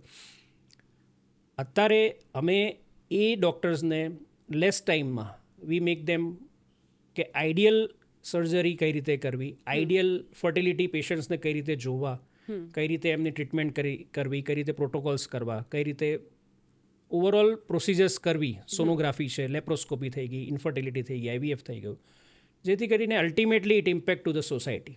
અને પ્રોપર જો એમને ગાઈડન્સ અને પ્રોપર ટ્રેનિંગ મળ્યું હશે તો પછી ultimately it is beneficial to our country અને it is beneficial for everyone. You are doing this amazing thing. અને આપણે એક ફિમેલની ટીનેજથી લઈને એનું પીરિયડ્સ આવે ત્યાંથી લઈને ઇન્ફર્ટિલિટી, કન્સીવ કરવામાં પ્રોબ્લેમ થવું, એ બધું સોલ્વ કરતાં પછી એક પીરિયડ આવે કે જ્યારે મેનોપોઝ આવે. તો એ મેનોપોઝ રિલેટેડ એના સિમ્ટમ્સ શું હોય, અને એ એક જે આખો ફેઝ હોય છે ફિમેલનો, એ થોડો ટફ હોય છે એના માટે કે પોતાને પણ સમજણ ના પડે શું થઈ રહ્યું છે. તો પહેલાં તો મને એ કહો કે એના સિમ્ટમ્સ શું હોય? મેનોપોઝની જો વાત કરીએ તો સિઝેશન ઓફ ધ મેન્સીસ, એટલે 1 year સુધી જે બહેનોને પીરિયડ્સ નથી આવતા કમ્પ્લીટ, તો એને એ કન્ડિશનને આપણે મેનોપોઝ કહીએ છીએ. પણ મેનોપોઝ આવે એટલે ચાલુ નથી થતું એના સિમ્ટમ્સ, પેરીમેનોપોઝલ એજમાં ચાલુ થાય. જનરલી આપણે જો ઇન્ડિયન ફિમેલ્સની વાત કરીએ તો અરાઉન્ડ 45 to 47 એજમાં એમના પીરિયડ્સ બંધ થઈ જતા હોય, પણ એ મેનોપોઝલ સિમ્ટમ્સ એમને 38-40માં સ્ટાર્ટ થઈ જતા હોય. અને એમાં એમને જે મેઇનલી ઇશ્યુઝ થતા હોય, ઇરેગ્યુલર પીરિયડ્સ આવવા, હોટ ફ્લશિસ થવી, એસી ચાલુ હોય છતાંય ગરમી લાગવી, ઓકે, બરાબર છે, ચીડચીડ થવું, બરાબર છે, વગર કારણનો ગુસ્સો આવવો, કોઈ કંઈ કીધું ના હોય તો એ રડવું આવું, આ બધા હોર્મોન્સ પ્લે થતા હોય એમની બોડીમાં, કારણ કે એનું ફ્લક્ચ્યુએશન્સ થતું હોય, એ ધીમે ધીમે એ બોડીમાંથી વોશ આઉટ થતા હોય, ઓછા થતા હોય હોર્મોન્સ. અને જો મેઇનલી વાત કરીએ આપણે તો ઓસ્ટિયોપોરોસિસની, મેનોપોઝલ કન્ડિશનમાં ઓવરીમાંથી ફિમેલ્સને કેલ્શિયમ સિક્રેટ થતું હોય. જ્યારે ઓવરી ફંક્શન કરતું ઓછું થઈ જાય એટલે એમને બોન્સ પ્રોબ્લેમ ચાલુ થાય. ઓસ્ટિયોપોરોસિસ અ કન્ડિશન કે જ્યારે એમને ઇઝીલી ફ્રેક્ચર થવું, બોન પેઇન થવું, બેકએક થવું.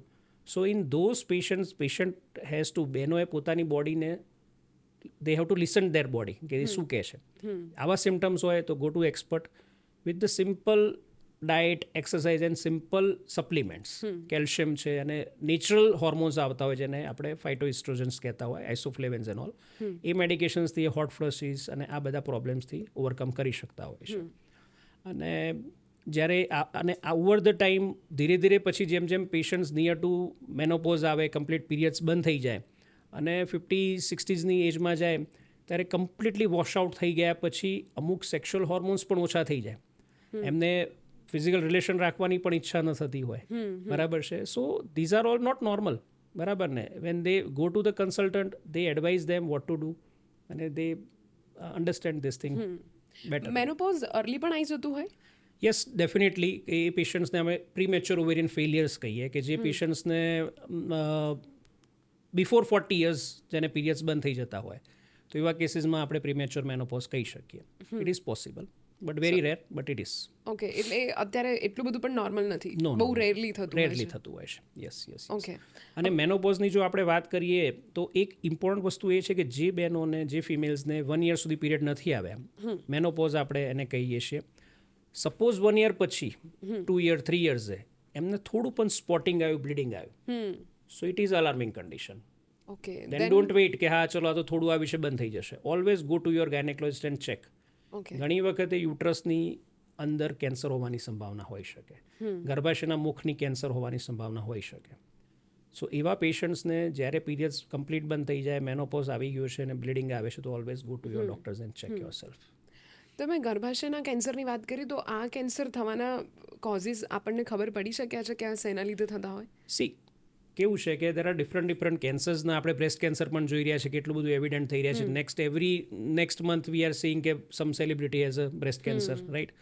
સો આપણી again it comes to lifestyle and all but ગર્ભાશયના કેન્સર થોડા ડિફરન્ટ છે ગર્ભાશયના મુખનું કેન્સર બ્રેસ્ટ કેન્સર પછી કોમન છે જેને સર્વિક્સ આપણે સર્વાઇકલ કેન્સર કહેતા હોય છે અને nowadays we have lot of heard about the cervical vaccine તો Yes. ક્યારે લેવી જોઈએ અને કયા એજ સુધી લેવી જોઈએ ઇટ ઇઝ વેરી ઇમ્પોર્ટન્ટ સો જે દીકરીઓ ને મેન્સ્ટ્રુએશન સ્ટાર્ટ થયું બરાબર છે એટલે ઇમિડિયેટલી એમને વેક્સિન લેવી જોઈએ આઈડિયલી 9 યર્સ પછી ગમે ત્યારે તમે વેક્સિન લઈ શકો એમાં અલગ અલગ સ્ટ્રેનની વેક્સિન્સ આવતી હોય છે જનરલી 4 સ્ટ્રેન કવર થતા હોય છે અને બેઝિકલી ગર્ભાશયનું મુખનું કેન્સર એચપીવી એટલે હ્યુમન પેપિલોમા વાયરસ દ્વારા થતું હોય છે અને આ જ વેક્સિન એ વાયરસના સામે તમને સ્ટ્રેન અને ઇમ્યુનિટી પૂરી પાડતી હોય છે સો ગાર્ડાઝિલ 4 એટલે 4 સ્ટ્રેનની વેક્સિન હોય અને બીજી આવે છે 9 સ્ટ્રેનના વાયરસને પ્રોટેક્ટ કરે એવી ગાર્ડાઝિલ 9 કઈ વેક્સિન ક્યારે લેવી જોઈએ સો તમારા ક્લોઝ રિલેટિવમાં કોઈને કેન્સર થયું છે મધરને બ્લડ રિલેટિવમાં માસીને ઓર સિસ્ટર ઓર સમવન સો એવા કેસીસમાં ideally you should take a Gardasil 9 otherwise Gardasil 4 is fine હવે ગવર્મેન્ટે પણ મુહિમ કરી છે અને they have started doing the free of કોસ્ટમાં એ લોકો સર્વાઇકલ કેન્સરની વેક્સિન્સ આપી રહ્યા છે it is a great step of ગર્ભાશયનું કેન્સર સર્વાઇકલ કેન્સર કોઈ ફિમેલને થયું હોય તો એને ખબર એના સિમ્ટમ શું હોઈ શકે કે એને કેવી રીતે ખબર પડે? સી જનરલી લ્યુકોરિયા એટલે કે વ્હાઇટ ડિસ્ચાર્જ બહુ જ થવું વજાઇનલી બરાબર છે ઇન્ટરમેન્સ્ટ્રુઅલ સ્પોટિંગ થવું એટલે પીરિયડ્સની સાયકલ નથી પણ પીરિયડના 10 દિવસ 15 દિવસ પછી સ્પોટિંગ થયું બ્લીડિંગ થયું ફિઝિકલ રિલેશન રાખ્યા પછી એ પેશન્ટને બ્લીડિંગ થાય છે સો એવા પેશન્ટ્સને ગર્ભાશયનું મુખ અને ગર્ભાશય ચેક કરાવવું જોઈએ અને એવરી ફિમેલ આફ્ટર 35 યર્સે એમને પેપ ટેસ્ટ કરાવવો જોઈએ એવરી 3 યર્સે અને એવરી યરલી એમને ગાયનેક ચેકઅપ કરાવવો જોઈએ કે જેથી કરીને આવા કોઈ પણ કેન્સર હોય તો they can detect early correct. અને વેક્સિન જનરલી 9 યર્સથી 14 યર્સની જો એજમાં આપવામાં આવે તો એના 2 ડોઝીસ હોય છે 14 યર્સથી 40 યર્સ સુધી આમ તો they are claiming 45 but in our hospital we say 40 years કારણ કે એક વખત સેક્સ્યુઅલી તમે એક્સપોઝ થઈ ગયા સેક્સ્યુઅલી એક્ટિવ છે તો પછી આ વેક્સિનનો એટલી બધી ઇમ્પેક્ટ નથી ઓકે, સો જે દીકરીઓના લગ્ન નથી થયા અથવા સેક્સ્યુઅલી એક્ટિવ નથી એમને આ વેક્સિનની ઓલમોસ્ટ 90-95% વેક્સિનની અસર થશે બરાબર છે બટ અપ ટુ 40 યર્સ તમે લઈ શકો મોર દેન 14 યર્સ તમારી એજ છે 14 વર્ષ ઉપર તો તમારે 3 ડોઝ લેવા પડતા હોય છે okay. So between two 9 to 14 years dose આપણે નક્કી કરી શકીએ? 9 to 14 યર્સમાં બે જ ડોઝ હોય છે આજે લીધો અને સેકન્ડ ડોઝ 6 મંથ્સ પછી Okay. 14 યર્સ ટુ 40 યર્સમાં આજે લીધો સેકન્ડ ડોઝ 2 મંથ્સ પછી થર્ડ ડોઝ 6 મંથ્સ પછી ઓલ રાઇટ. મેનોપોઝની વાત કરીએ તો આઈ રિયલી વોન્ટ કે તમે જેટલા પણ લોકો આ પોડકાસ્ટ જોઈ રહ્યા છે તો એ જે મેનોપોઝ જે લેડી જે એ ફેઝમાંથી જઈ રહી છે તો એમના ફેમિલીએ શું ટેક કેર કરવું જોઈએ સ્પેશિયલી એના વિશે પ્લીઝ તમે કહો. આપણે બધા જેટલા પણ લોકો જોઈ રહ્યા છે એમને આ વાતની સમજણ આપીએ કે પહેલાં તો આ વસ્તુને સમજીએ. જેમ મેં કીધું એ રીતે કે પહેલાં તો ફિમેલે પોતાને સમજવું પડશે કે બોડી કંઈક કહેતી હોય તો એ સાંભળે કે સમથિંગ ઇઝ ઓફ તો then it is not normal either it is a menstruation or menopause whatever it is any painful condition as well so મેનોપોઝના જે આપણે વાત કરીએ હોટ ફ્લશીસ છે ચીડચીડ થવું ગુસ્સો આવો વગર કામનું રડવું ઘરે બાળકો કે મમ્મી બદલાઈ ગઈ હસબન્ડ કે તું આવી નથી બરાબર છે આમાં ઇમ્પોર્ટન્ટ રોલ આવે હસબન્ડનો કરેક્ટ. જે રીતે પેશન્ટ તરીકે ડૉક્ટરને સાંભળવું પડે લિસનિંગ ઇઝ વેરી ઇમ્પોર્ટન્ટ એ જ રીતે હસબન્ડને પણ એ વાઈફ જ્યારે આવા સિમ્ટમ્સ કહે તો એને એ સાંભળવા પડે એમને સપોર્ટ આપવો પડે પ્રોબ્લેમ શું તો મેનોપોઝલ એજમાં બાળકો ટીનેજમાં આવતા હોય અને આ બાજુ મેનોપોઝ, એટલે ઘરમાં વાતાવરણ થોડું ગરમા ગરમીનું ચાલતું હોય, ટીનેજના એના પોતાના હોર્મોન્સ હોય, એટલે એ અલગ લેવલે પ્લે કરતા હોય, અહીંયા મેનોપોઝમાં અલગ લેવલે થતા હોય.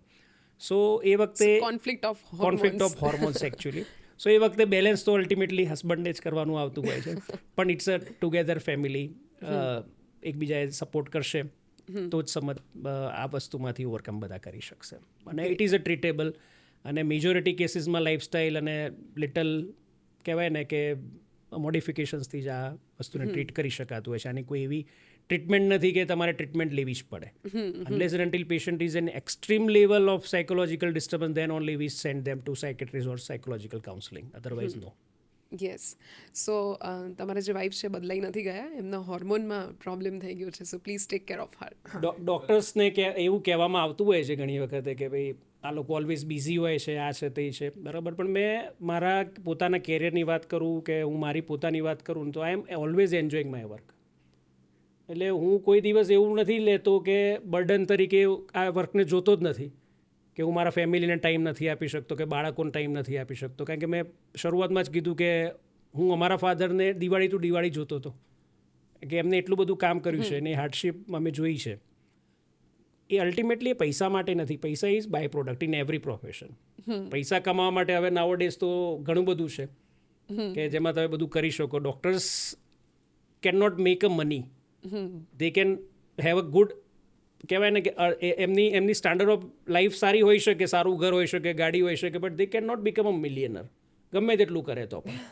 દે કેન નોટ, બરાબર ને. એટલે જો એમનામાં એ ઇન્સ્ટિંગ નથી કે ટુવર્ડ્સ સોસાયટી કંઈક કરવું છે, કે ટુવર્ડ્સ પ્લાન ના હોવો જોઈએ, પર્પઝ હોવો જોઈએ. જો પર્પઝ હશે ને તો તમે ડૉક્ટર બની શકો, બાકી પ્લાન હશે ને કે હું આ કરી નાખું તે કરી નાખું તો ના થઈ શકે. અને અમારો પર્પઝ મધરહૂડનો એ જ છે કે જે ઇન્ફર્ટિલિટીવાળા ફિમેલ્સ છે એમને મેક્સિમમ અમે કઈ રીતે એ એમના જે મેન્ટલ ટ્રોમામાંથી બહાર લાવી શકીએ ને એમને જલ્દી પ્રેગ્નન્સી આપી શકીએ. એટલે જ અમે ટ્રેનિંગ સેન્ટરની શરૂઆત કરી. જે મેક્સિમમ ઇમ્પેક્ટ અમે એકલા તો આપી નથી શકવાના, 5 સેન્ટર 7 સેન્ટર કરીશું, પણ when we train doctors, such type of doctors કે which can impact to the society. કે જ્યારે કારણ કે અમારી પાસે મેજોરિટી ટાઈમમાં જ્યારે પેશન્ટ આવતા હોય ને એટલા એક્સ્ટ્રીમ લેવલે આવે કે ઇવન આઈવીએફમાં પણ એમને રિઝલ્ટ આપવા ઇટ ઇઝ ડિફિકલ્ટ. સો જો એ વસ્તુ એવા ડૉક્ટર્સને ખબર હોય કે હવે આમને આઈડિયલ ટાઈમ છે કે આઈવીએફ ટ્રીટમેન્ટ કરવી, તો એમાં એ લોકોને સક્સેસ રેટ વધારે મળે. સો ડૉક્ટર્સની લાઈફ વિશે એવું કહેવાય કે એમને ફેમિલીમાંથી ગુડ ન્યૂઝ મળી શકે, પણ બાકી રોજની એમની જે પ્રોફેશનલ લાઈફ હોય એમાં એક પણ ગુડ ન્યૂઝ ના હોય કે આ પેશન્ટને આમ થઈ ગયું, ઇમરજન્સી છે. તો પોઝિટિવ એમને પોતે થવું પડે, બાકી આજુબાજુમાંથી તો નેગેટિવ ન્યૂઝ જ મળી રહ્યા છે કે આ કોમ્પ્લિકેશન છે, ઇમરજન્સી આવી છે. સો મારે ડૉક્ટર આનંદ પટેલને એ પૂછવું છે કે તમે કેવી રીતે આટલા પોઝિટિવ આ સિચ્યુએશનની વચ્ચે રહો છો. Definitely A force of energy કે ક્યોર કરવાના જ છે બેબીઝ, એ જે ગુડ ન્યૂઝ છે એમને આપવાના છે એ તો છે જ, બટ ડૉક્ટર આનંદ પટેલનું રૂટીન શું હોય છે? જે લાઇફસ્ટાઈલની મેં વાત કરી પીસીઓડીવાળા પેશન્ટના, ઇન્ફર્ટિલિટીવાળા પેશન્ટના, it is also lifestyle of the doctor is very important. મારી શરૂઆત 5 o'clockથી થાય, બરાબર છે, અને almost 2.5 hours I spend for myself. Okay. કે જેમાં હું ફિઝિકલ એક્ટિવિટીની અમુક એક્સરસાઇઝ અને મેડિટેશન કરું છું. I am doing meditation since almost 6 to 7 years. અને I follow Sadhguru Isha yoga centre. નમસ્કારમ. નમસ્કારમ. So that is blessings of my guru, whatever I am. Super. અને બાકી family life, what's your hobbies? તમે કેવી રીતે ફેમિલી જોડે ટાઈમ સ્પેન્ડ કરવામાં, કઈ એક્ટિવિટીઝ કરતા હોય, તમારા ફેવરેટ પ્લેસીસ, સમથિંગ? ફેમિલી જોડે કહેવાય ને કે 1 hour જો અમે જોડે હોઈએ, પણ when you are involve with them ને, સો એ 1 કલાક ઇનફ છે. જરૂરી નથી કે એમને ટાઈમ જોઈએ જ 6 કલાક 7 કલાક પપ્પા જોઈએ કે, અને વી બોથ આર વર્કિંગ. સો અમે કોમન પ્લેસમાં જ વર્ક કરતા હોઈએ છીએ. સો ઇન વર્કિંગ પ્લેસમાં તો અમે એકબીજાને મળતા હોઈએ, બટ કિડ્સમાં જે કમ્પ્લેન્સ થતી હોય છે જનરલી અમે નથી આવવા દેતા, એટલે કે જ્યારે અમે એમના સાથે છીએ તો એમના સાથે જ છીએ. That time we don't talk about our work, અને we go for the certain vacations whenever it is needed within 3 months. અમદાવાદમાં કયા છે ફેવરેટ પ્લેસીસ તમારા જવા માટેના? Maybe it can be for food, for entertainment, whatever. પણ આમ go to place તમારા કે આમ વચ્ચે આમ મતલબ સર્જરીઝ પતાઈ છે ને વચ્ચે 1 કલાકનો બ્રેક મળ્યો છે ને તમને મન થયું કે ટ્વિંકલ મેમ સાથે એક ફ્રેશ થઈ આવો આમ થોડી વાર માટે, તો ક્યાં જાઓ તમે? સો ટ્વિંકલ મેડમ નહીં, પણ મારા friends. So we have that kind of gang કે અમે મળતા હોઈએ. So it is always a stress buster to meet our old friends. So it is that thing. બરાબર છે. બાકી ફેમિલી અને કિડ્સ તો ઓલવેઝ આપણી સાથે હોય જ છે. બરાબર છે. યસ, બહુ જ મજા આવી તમારી સાથે વાત કરીને. આપણો પોડકાસ્ટ પૂરો થાય એની પહેલાં આઈ જસ્ટ વોન્ટ કે તમે ઓડિયન્સને કોઈ ટિપ શેર કરી દેશો અબાઉટ ફર્ટિલિટી, અથવા તો આ જે પ્રશ્ન છે એટલો મોટો પણ નથી કે જે ક્યોર ના થઈ શકે. Anything if you want to share about your thing, about મધરહુડ, about you, about this treatment. Infertility છે તો ગભરાવાની જરૂર નથી. બરાબર છે. અને સ્ટ્રેસ લેવાની કોઈ જરૂર નથી. પ્રોપર ગાઈડન્સ અને પ્રોપર તમે જો જગ્યાએ જશો તો તમારું ડેફિનેટલી કેર થશે. સો દેટ્સ ઇટ.